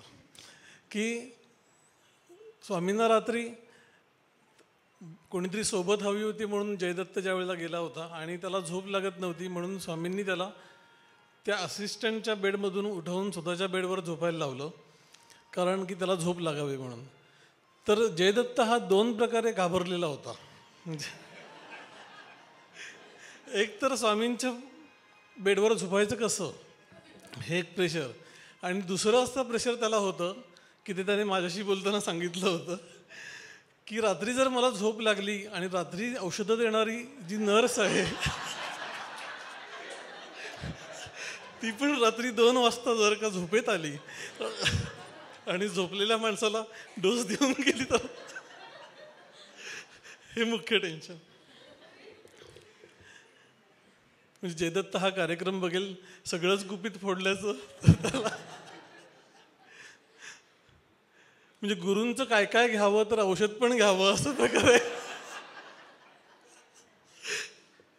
पण एकूण आठवणीमध्ये रमणं हा नैसर्गिक स्वभाव आहे आणि जे जे काही कालावधी त्या व्यक्तीच्या भाग्याने त्याला लाभला स्वामींबरोबरचा त्याच्यामध्ये रमत राहणं पुन्हा पुन्हा त्या आठवणीमध्ये जसं हिमांशू आता म्हटलं की त्याच्यामधून शिकणं आणि अनुसरायचा प्रयत्न करणं हा म्हणजे तर हे आपण अनुसरण करणार आहोत अशा प्रकारचा भाव पण येत नाही. कित्येक वेळेला स्वामी कसे वागले असते असं आठवून आपोआप तसं वागणं आठवतं तरी. म्हणजे वागणं कठीण गोष्ट आहे पण किमान आठवतं तरी. ज्ञानेश्वर महाराजांनी जी ज्ञानेश्वरीतल्या ओवीबद्दल जे वर्णन केलेलं आहे की गुंफिली अथवा मोकळी, ती मोगरीची फुलं गुंफलेली असोत किंवा मोकळी असो परिमळामध्ये त्याच्या काही म्हणजे सुगंधामध्ये काही वेगळेपणा नाही. हे जसं ज्ञानेश्वरी बाबतीत खरं आहे तसं स्वामींच्या आठवणी बाबतीत पण खरं आहे. म्हणजे एका व्यक्तीचं मनोगत सुरुवातीपासून शेवटपर्यंत वाचण्यामध्ये जी मजा आहे तसं रँडम कुठलंही पान उचलून येईल ती आठवण वाचण्यामधून पण तेवढाच बोध मिळतो. कारण की कॅज्युअल म्हणून वावरत असताना पण सहज बोलणे हितोपदेश, असं जे गोंदवलेकर महाराजांच्या पुस्तकाचं एका नाव आहे त्यांच्या आठवणीचं, तसं सहज वागता वागता हितोपदेश, म्हणजे हितोपदेश चाललेला आहे हे पण कळत नाही. मला स्वामींचं प्रत्येकजण त्यांना समजून घ्यायचा, म्हणजे स्वतःला समजून घ्यायचा हा एक भाग, पण स्वामींचा मनोभाव समजून घ्यायचं एक नॅचरल टेंडन्सी सगळ्या शिष्यांच्या मनामध्ये असते की गुरूंचं नक्की ते कसे आहेत. आणि कितीही ते आकलनाच्या पातळीवर आणायचा प्रयत्न केला तरी असं लक्षात येतं की ते त्याच्या पलीकडेच आहेत. सगळ्या संतांच्या वाङ्मयामध्ये, म्हणजे बहुतेक संतांच्या वाङ्मयामध्ये त्यांच्या आयुष्यात असा एक काळ दिसतो की ते खूप आर्त होते आणि मग ते पांडुरंगाकडे विनवणी करतायत, गुरूंकडे विनवणी करतायत आणि मग हळूहळू त्यांची ती विनवणी मान्य होऊन प्रसाद स्वरूपाने पुढच्या अनुभूती येत जात आहेत. असा काळ स्वामींच्या आयुष्यात कधी आला असेल असं मला फार आधीपासून कुतूहल अजूनही आहे. म्हणजे कारण त्यांच्या व्यक्त स्वभावामध्ये कुठेही आर्तभाव फारसा दिसत नाही. पण त्याचं उत्तर माझ्या परीने मला असं मिळालं की स्वामींचा सगळा कल हा समर्थांचा, त्यांनी जी सुरुवातीची कॅसेट्स समर्थांच्या एकूण वाङ्मयावर आली होती की समर्थांचा जाणता परमार्थ असतं. तर तो जाणता परमार्थ हा अंगीकारणं हे स्वामींचं मोठं वैशिष्ट्य होतं. आर्तभाव क्वचित क्वचित उमटलेला त्यांनी दाखवलेला आहे. म्हणजे अमेरिकेतलं ते त्यांनी जे वर्णन केलं आहे की गुरुपौर्णिमा आली आहे आणि गुरु भगिनी तिथे होत्या आणि फोन उचलल्यानंतर दोघांनीही फक्त स्वामी स्वामी शब्द बोलून पुढे काही बोलू शकले नाहीत आणि पहिला हा असा भावनिकतेचा अटॅक मला आला असं त्यांनी म्हटलं आहे. पण ते एक गुरु हा गुरुसारखा कुठला दाता नाही हे गोष्ट अगदी खरी असली तरी स्वतःचे भाव उलगडून दाखवण्याबाबतीत स्वामी अतिशय कंजूस होते. कारण की भावविश्वातलं अजिबात त्यांनी फारसं व्यक्त होऊ दिलं नाही, एवढं समृद्ध ते होतं. परवाच्या निरूपणामध्ये एक भाग आला होता की त्यांनी सर्वात्मक गुरूंचं जे वर्णन केलेलं होतं त्याची छोटीशी चुणूक त्यांनी माझे स्वामीमध्ये आलेली आहे. म्हणजे कुठेही फिरायला जात असताना तिथे संध्याकाळच्या वेळेला संध्याकाळचे आकाशातले रंग बघितल्यानंतर त्या रंगाच्या उधळणीचा मनाने कद निर्माण म्हणजे कल्पून तो स्वामी माधवनाथांना अर्पण करतो. हा जो भाग आहे तो पुढे सखोल होत होत किती गेला ह्याचं पुढे वर्णन स्वामींनी कुठेही फारसं केलेलं नाही आहे. कारण त्या वर्णनाच्या मागे जाऊन जाऊन अशा प्रकारे कल्पना करत राहणं म्हणजे अध्यात्म, अशा प्रकारचा भाव हा, कारण माणसाला भावनिक प्रकारचं अध्यात्म हे आवडत असतं, सहज आहे. त्यामुळे पण योगाच्या अवस्था या कायम प्रधान करून सांगता सांगता त्यांनी त्या भावनिकतेला भावयुक्त योग हा जरी सांभाळला असला तरी मिसगाईड होऊ नयेत शिष्य, याच्यासाठी म्हणून त्यांनी मोठा जो एफर्ट्स त्याच्यावर घेतले की मुख्य वाङ्मय. मी एकदा त्यांना विचारलं होतं की ध्यानामध्ये अशा प्रकारच्या व्हायब्रेशन्स वगैरे, म्हणजे मी तो प्रश्न वेडारकाच विचारला होता खरं तर, की ज्यावेळेला आश्रमाचं काम चालू होतं त्यावेळेला आश्रमातलं निवास व्यवस्था, शिवमंदिर हे सगळं स्फुरलं असं शब्द स्वामींकडून यायचा. ते स्फुरलं म्हणजे काय झालं ह्याचं मला मोठं हे होतं की म्हणजे काय होतं स्फुरण म्हणजे काय झालं. तर त्यांना मी विचारलं होतं की स्फुरण म्हणजे काय नक्की. हे एखादी गोष्ट आपल्याला वाटली तर ती स्फुरण आहे का आपल्याच मनाचा खेळ आहे हे कसं समजावं. तर त्याच्यावर त्यांनी डायरेक्ट उत्तर काही दिलेलं नव्हतं. पण ते म्हटले की स्फुरण जरी असलं तरी त्याला बुद्धीने तपासून घ्यावंच लागतं त्याची फिजिबिलिटी. तर प्रत्येकाचं साजरं करण्याचं आपलं आपलं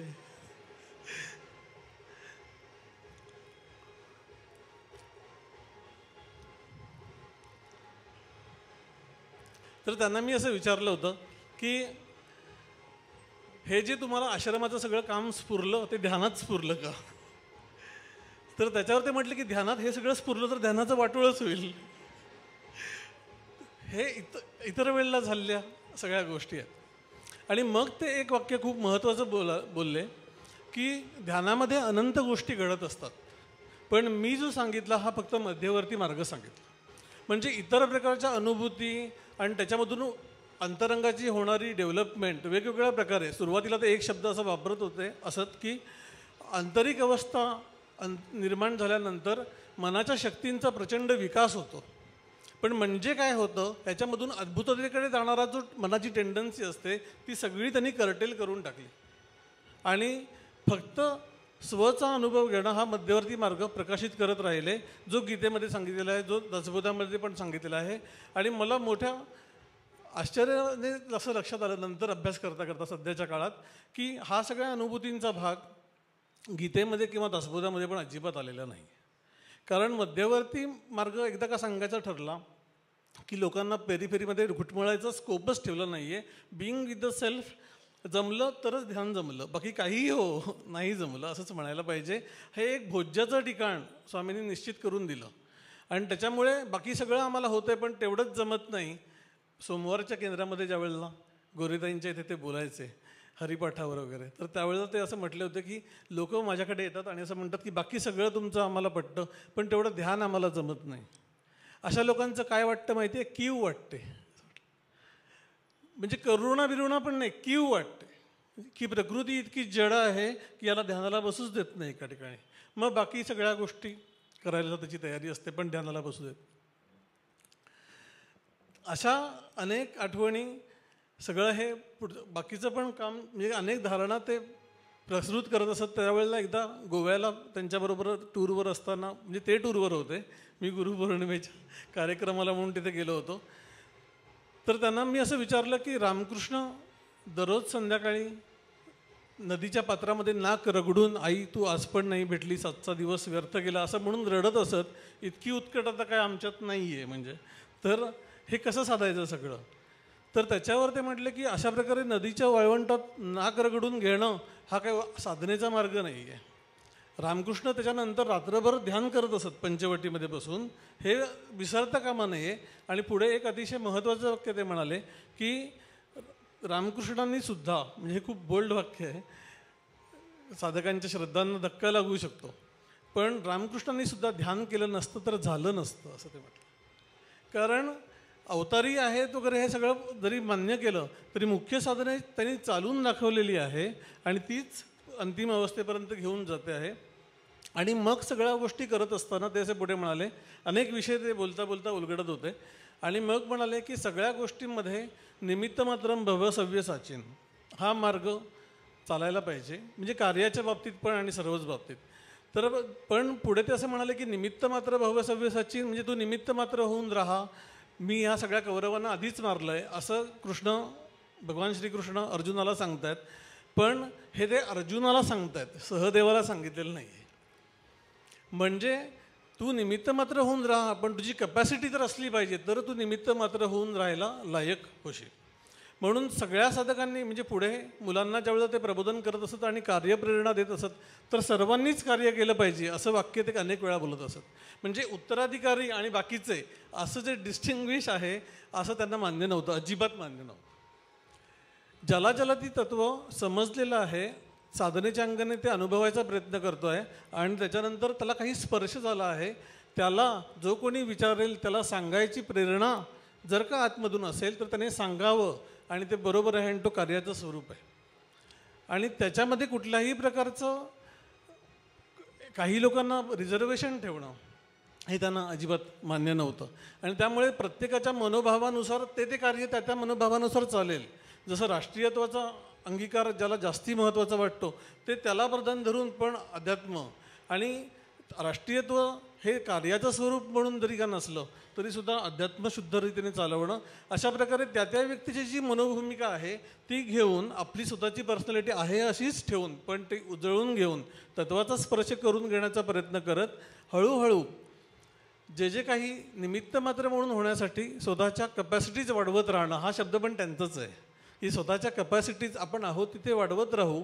त्याच्यातून ज्या वेळेला योग्य वेळ येईल त्यावेळेला कार्य आपोआपच घडेल, कारण प्रकृती तुमच्याकडून ते करूनच घेईल. म्हणून कार्य करणं वगैरे हा याचा अर्थ कुठेतरी आम्ही 4 लोकांना जमवून काहीतरी केलं तरच ते कार्य होतं असं नसून, आमच्या ठिकाणी आम्हाला डेव्हलप करत राहणं हे कार्याचाच भाग आहे. आणि त्याची शक्यता सर्वांच्याच बाबतीत आहे, त्याच्यामध्ये वयोगटाचाही फरक नाही आम्ही स्वामींकडे सुरुवातीला आलो की शेवटी आलो की शेवटच्या 2 वर्षातच भेट झाली याचाही प्रश्न नाही. ज्याला त्या धारणा समजल्यात त्याने त्या अंगीकारणं आणि हळूहळू त्याच्या माध्यमातून चालणं, हे करताना स्वतः योग्य होणं हे स्वामींना अपेक्षित असलेलं सगळ्यात महत्त्वाचं कार्य आहे. तर त्याच्यानंतर त्यांचंच बोलणं आहे, त्यामुळे अनेक आठवणी अजून येत राहतील, त्याला सीमा नाही. पण पुढचं स्वामींचं आशीर्वचन ऐकण्यासाठी म्हणून माझ्या बोलण्याला मी इथे थांबवतो. हरिओम तत्सत. अशा असंख्य आठवणी आपल्या सगळ्यांकडे आहेत आणि आपण सगळेच त्या इथे व्यक्त करायला लागलो तर 2-3 दिवस काय हा कार्यक्रम कधी संपणारच नाही. त्याच्यामुळे मनोगत थांबवून आता पुढच्या कार्यक्रमाकडे जाऊया. स्वरूपयोगचा कुठलाही कार्यक्रम स्वामीजींच्या लाडक्या अभंग गायनाशिवाय अपूर्णच आहे. आता संपदा आपल्यासमोर एक अभंग सादर करेल.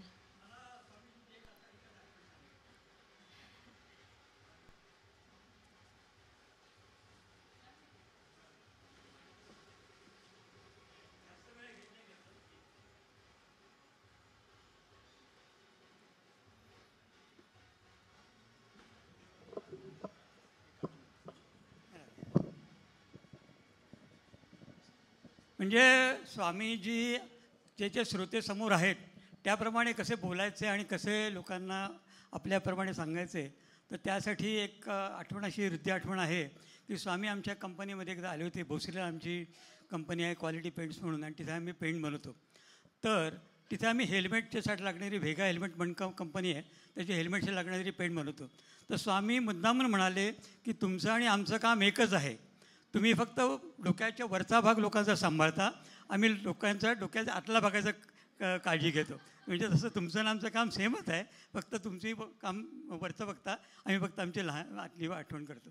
म्हणजे एवढं सहज आणि सोप्या भाषेत त्याने सगळ्या लोकांना समजेल असं त्यांनी सांगितलं. हे सगळं बस.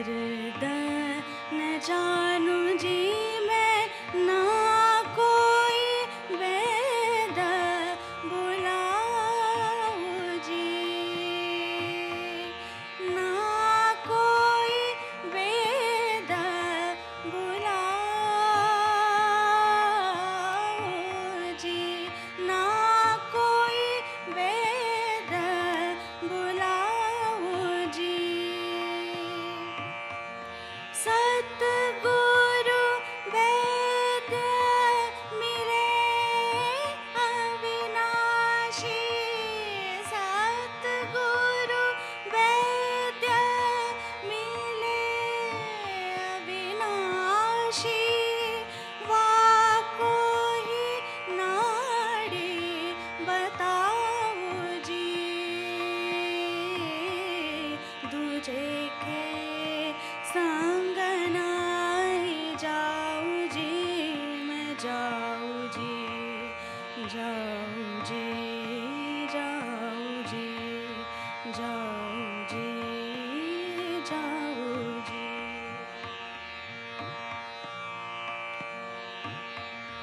गंगा न जाओ जी, जमुना न जाओ जी, गंगा न जाओ जी, जमुना न जाओ जी, गंगा न जाओ जी, जमुना न जाओ जी, मैं ना कोई तीरथ नाओ जी,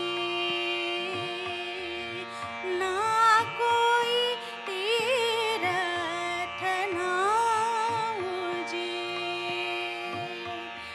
68 तीरथ है घट भीतर, 68 तीरथ है घट भीतर, वाही में मल मल नाओ जी, दूजे के संग नाही जाओ जी, मैं जाओ जी, जाओ जी, जाओ जी, जाओ जी, मैं जाओ जी।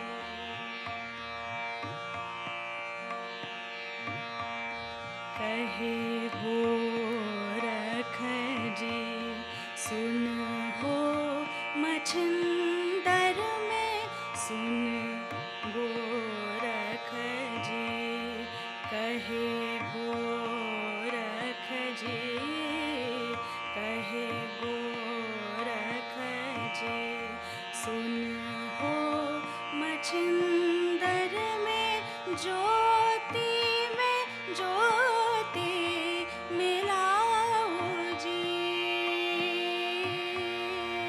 ज्योति में ज्योति मिलाओ जी।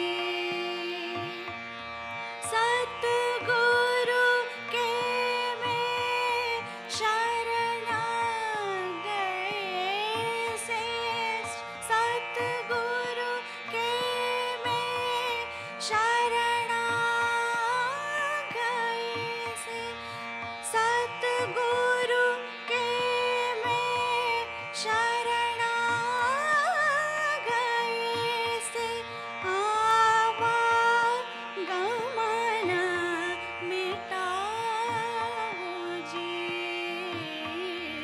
दूजे के संग नाही जाओ जी, मैं जाओ जी, दूजे के संग नाही जाओ जी, मैं जाओ जी। गुरु जी मैं तो एक निरंजन ध्याऊ जी, ध्याऊ जी,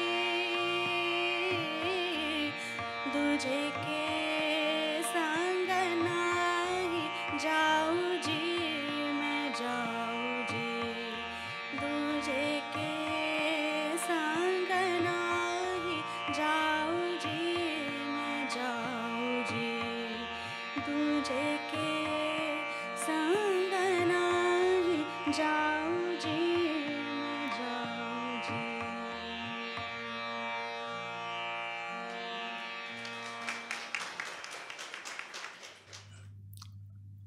हरि ओम। वंदे गुरूणां चरणारविंदे, संतर्षित स्वात्मसुखावबोधे, जनस्य ये जांगुलिकाय माने, संसार हालाहल मोह शांतये। श्रीराम. ज्यांना गुरु प्राप्त झालेले आहेत अशा भाग्यवान साधकांच्यासाठी म्हणून वर्षातला सर्वात महत्त्वाचा दिवस गुरुपौर्णिमा, ज्या दिवशी आपण गुरूंच्या बद्दलचा भाव व्यक्त करू शकतो. किती आनंद उपकार आहेत हे मी स्वामींना म्हटलं होतं की बाहेर गेल्यानंतर कळतं की काय काय सांगितलं जातं आणि लोक काय काय करत असतात आणि किती वेळ घालवतात, काही हातात मिळत नाही. हे खरोखरीच बाहेर गेल्याशिवाय कळणार नाही. आणि ती गोष्ट मी खूप अनुभवलेली आहे सगळीकडे, देशात परदेशामध्ये. मुख्य गोष्ट काय आहे, मध्यवर्ती गोष्ट काय आहे, कोणीही सांगत नाहीये. आत्मस्थिती ही मध्यवर्ती गोष्ट आहे.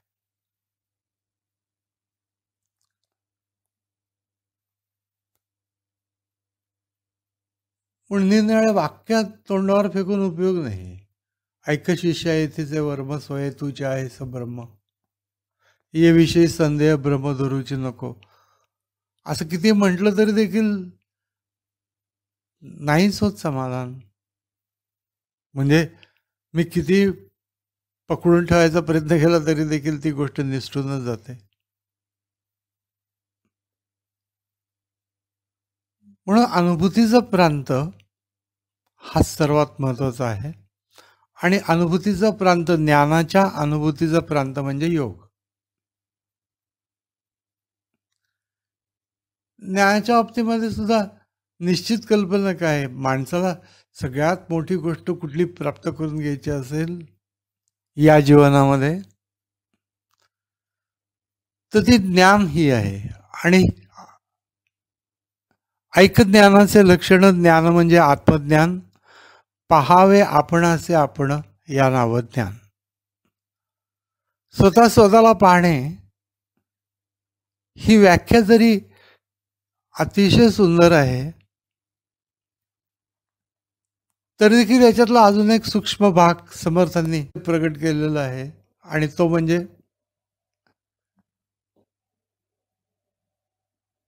स्वभानी अवधान. स्व ही जी जाणीव आहे आपल्याला, मी, तिचं भान असणं, त्याच्यावरती अवधान असणं, हेची ज्ञानाचे लक्षण. स्वभानी अवधान हेची ज्ञानाचे लक्षण. म्हणजे कुठेही काही संदेह नाही. म्हणजे स्व आहे, स्वची जाणीव आहे. त्याच्यानंतर ही जी स्वची जाणीव आहे, अस्तित्वाची जाणीव, हे तिचं रूप आहे. स्व हे तत्व आहे आणि अस्तित्वाची जाणीव हे तिचं रूप आहे. अशा रीतीने स्वरूप हा शब्द आहे. आणि ते त्याच्यावरती लक्ष ठेवणं विसरलं जातं, म्हणून पुन्हा पुन्हा त्याच्यावर लक्ष ठेवण्याचा प्रयत्न, स्वरूपानुसंधान. आणि ही मुख्य गोष्ट करायची आहे.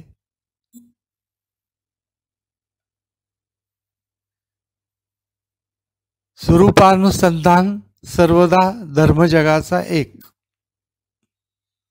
असं स्वामी स्वरूपानंदांनी म्हटलेलं आहे. किंवा शंकराचार्यांनी स्वस्वरूपानुसंधानम भक्तिरित्यभिधीयते. स्वस्वरूपाचं अनुसंधान म्हणजे भक्ती, अशी भक्तीची व्याख्या केलेली आहे. माणसाचं मुख्य कर्तव्य काय, असं रमण महर्षी नायकाने विचारलं. त्यावेळेला त्यांनी सांगितलं की स्वरूपस्थ राहणे. स्वरूपस्थ राहणे हे मुख्य कर्तव्य आहे. स्वरूपस्थितीत राहणे. स्वरूपस्थिती म्हणजे स्वरूपावरती लक्ष, स्ववरती लक्ष ठेवता ठेवता ठेवता ती जाणीव आपल्याला स्पष्ट व्हायला लागते. आणि त्या जाणीवेमध्ये चित्त राहता राहता राहता बाकी काही नाही, फक्त ती स्वरूपाचंच भान आहे, बाकी काही नाही, अशी स्थिती प्राप्त होते. अशी अवस्था प्राप्त होते असं आपण म्हणू. कारण की अवस्था ही काही काळ असते, ही अवस्था सतत सतत सतत राहायला लागले की त्याला स्थिती असं म्हणतात. म्हणून स्वरूप स्थिती मुख्य सद्गुरूचे लक्षण, आधी पाहिजे विमळ ज्ञान, निश्चयाचे समाधान, स्वरूप स्थिती असं म्हटलेलं आहे. स्वरूप अवस्था म्हटलेलं नाही, स्वरूपाची स्थिती. नक्की सद्गुरू म्हणजे कोण असतील तर ज्या व्यक्तीला हे आत्मस्वरूपाचं भान आहे, सदोदित ज्ञानाचं लक्षण आहे. आणि त्या ज्ञानामध्ये तो आहे, स्वरूप स्थिती आहे सद्गुरूचं लक्षण, स्वरूप स्थिती, निश्चयाचे समाधान. स्वच्या ठिकाणी स्थ म्हणजे स्वस्थ राहणे. गोंदवलेकर महाराजांनी ही गोष्ट सांगितली की स्वानंदात स्वस्थ राहावे. सगळ्या परमार्थाचं जे इन नटशेल असे काही काही वाक्य आहेत त्यांचे, त्यातलं एक आहे की एका शब्दात परमार्थ काय, तर महाराजांनी सांगितलं समाधान. आणि तो समाधान कसं प्राप्त होईल, ही स्वरूप स्थिती.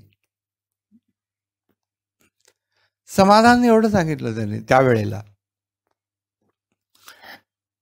पण समाधान म्हणजे स्वस्वरूपावरती अवधान, चित्ताचं लालन करणे म्हणजे समाधान नाही. स्वस्वरूपावरती अवधान असणं म्हणजे समाधान. शंकराचार्यांनी असं विवरण केलेलं आहे. असंच मुख्य गोष्ट सहजासहजी प्राप्त होणारी ही गोष्ट नाही. सद्गुरूंच्याकडनं नक्की लक्ष कुठे ठेवायचं, मस्तकामध्ये लक्ष ठेवा. त्याच्यानंतर त्याच्यातनं तुम्ही तुमचं स्व त्याची जाणीव ढुंढाळा. त्याच्यानंतर ती जाणीव तुम्हाला स्पष्ट होत जाईल, त्याच्यावरती लक्ष ठेवा. काही काळानंतर अगदी वेळच लागत नाही, लगेच जातं तिथे. स्वरूपस्थ राहणे ही मुख्य गोष्ट आहे आणि निश्चितपणाने ही ज्ञानाची वाटचाल आहे. माणसाला जीवना मिळवण्यासाठी म्हणून सगळ्यात मोठी गोष्ट कुठली असेल तर आत्मज्ञान आहे. आणि त्या ज्ञानाचा मार्ग काय असेल तर तो बाहेर नाही, आत आहे. आणि नक्की कुठं आहे तो, हे नीट कुठे सांगत नाही आहे, पण या संतांनी तो स्पष्ट केलेला आहे. स्वसंवेद्य या एका शब्दात ज्ञानेश्वर माऊलींनी पहिल्याच ओवीत सांगितलं आहे. स्वसंवेद म्हणजे जाणीव अस्तित्वाची, स्वच्या अस्तित्वाची जाणीव म्हणजे स्वसंवेद. स्वसंवेदनी जो वेद्य होतो तो म्हणजे परमात्मा, म्हणजे परमात्म्याकडे जाण्याचा मार्ग माऊलींनी पहिल्या ओळीमध्ये सांगितलं. म्हणून हीच तर गोष्ट स्पष्ट करायची की स्व, त्याच्यावरती लक्ष ठेवायचं. संबंध वर्षभर करायचा कार्यक्रम काय असेल, गुरुंनी शिष्यांना आदेश काय द्यावा, स्वस्वरूपी स्थित व्हा, बास, एवढं काही नाही. बाकी कसे वागा, काय वागा, आपापच चांगले वागाल. मुळातच चांगले आहात म्हणून या मार्गाकडे वळलेले आहात, आपाप चांगले वागणार. त्याच्यासाठी म्हणून तुम्ही आता डोकं घालू नका. सगळं लक्ष अंतर्स्थितीकडे केंद्रित. हे जे स्वामी स्वरूपानंदांचं म्हणणं आहे प्रत्येक वेळेला, त्याच्यामधली ही गोष्ट आहे की चालता बोलता न मोडे आसन, लागल असे छंद स्वरूपाचा. स्वरूपाचा छंद लागला, सोपी गोष्ट नाही आहे. काय करायचं आता, एक अर्धा तास काही जातच नव्हता, मग काय केलं, टी व्ही बघितला, अमुक केलं तमुक केलं. स्वरूपाचा छंद काही करायला लागत नाही. एकटे असा, तासन तास असा, दिवसेंदिवस असा, महिनोन महिने असा, काही करायला लागणार नाही. स्ववरती अवधान ठेवायचा, एकच प्रयत्न करा. जसं जसं जमेल तसं तसं तुम्हाला असं लक्षात येईल की कुठल्याही मदतीची, कुठल्याही आधाराची, कुठल्याही करमणुकीची, कशाची तुम्हाला गरज नाही. मूळ स्वरूपामध्ये तुम्ही आहात. जीवनात गाठायची ही एकच गोष्ट आहे महत्वाची. दररोजचे जीवन व्यवहार चालू असतानाच करायचं आहे. एका ठिकाणी बसावं.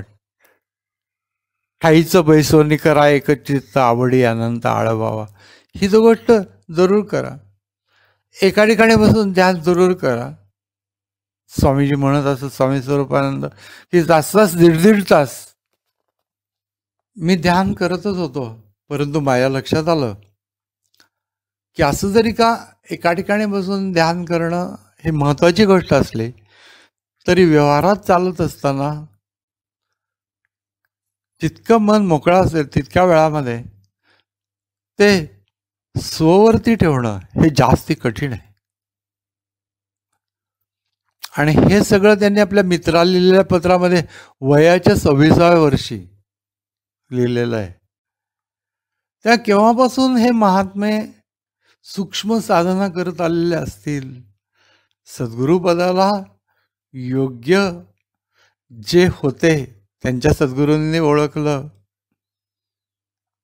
की ही व्यक्ती घडली म्हणून. त्याचं कारण हे आहे की त्यांना त्या मध्यवर्ती मार्ग कळला, त्या मार्गाने ते अग्रेसर झाले.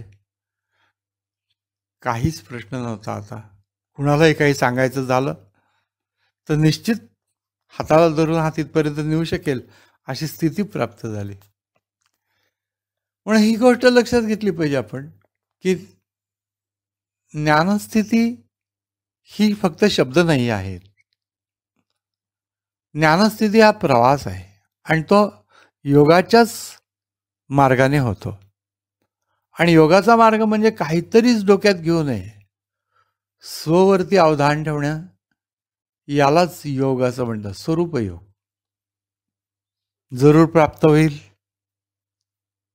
आपण म्हणतोच की आम्ही स्वरूपयोगी आहोत आणि राहावं. सगळे संप्रदाय स्वरूप संप्रदाय. गुरुदेव रानड्यांना एकाने विचारलं होतं की आपला संप्रदाय कुठला आहे. त्यांनी झटकन उत्तर दिलं, आपला संप्रदाय स्वरूप संप्रदाय. आता काय सांप्रदायिक भिंती आहेत का काय आहेत, शेवटी तत्वापर्यंत जायचं आहे. सगळ्यात जवळचा मार्ग आत्मस्वरूपावरती अवधान ठेवणं ही संदेश म्हणून गोष्ट आहे. स्वामीजींचा आशीर्वाद मी दरवर्षी देत असतो, तो प्रमाणे याही वर्षी देतो. आनंदात राहा. त्याचा अर्थ स्वानंदात राहा, स्वच्या आनंदामध्ये स्थितच राहा आणि ती गोष्ट नक्की जमेल. आपण प्रयत्न करतोच आहोत, करत नाही आहोत असं नाही आहे, आणि तिथपर्यंत आपण नक्की जाऊ. सर्व शिष्यांना, सद्गुरूंचे सर्व शिष्यांना सद्गुरूंच्याकडनं आत्मसाक्षात्काराच्यासाठी वाटचाल करण्यासाठी पूर्ण आशीर्वाद आहेत. ऐहिक जीवनही चांगलं होईल, पण मुख्यतः हा ज्ञानमार्गातला प्रवास होईल असा आशीर्वाद. तुम्ही जिथं आहात त्या ठिकाणी मी आहेच आहे. असं वाटेल की मी नाही आहे का तिथे, तर तशी गोष्ट नाही आहे. ज्या ठिकाणी तुम्ही आहात त्या ठिकाणी मी आहे. निश्चितपणाने आहे, तुमच्या जवळच आहे. जसे जसे तुम्ही स्वच्या जवळ जाल तसं जर तुम्हाला माझं अस्तित्व जास्तीत जास्त जाणवेल आणि निश्चितपणाने मी तुमच्या जवळ आहे हे अजिबात संदेह याच्या बाबतीमध्ये ठेवू नका. आशीर्वाद. हरिओम तत्सत.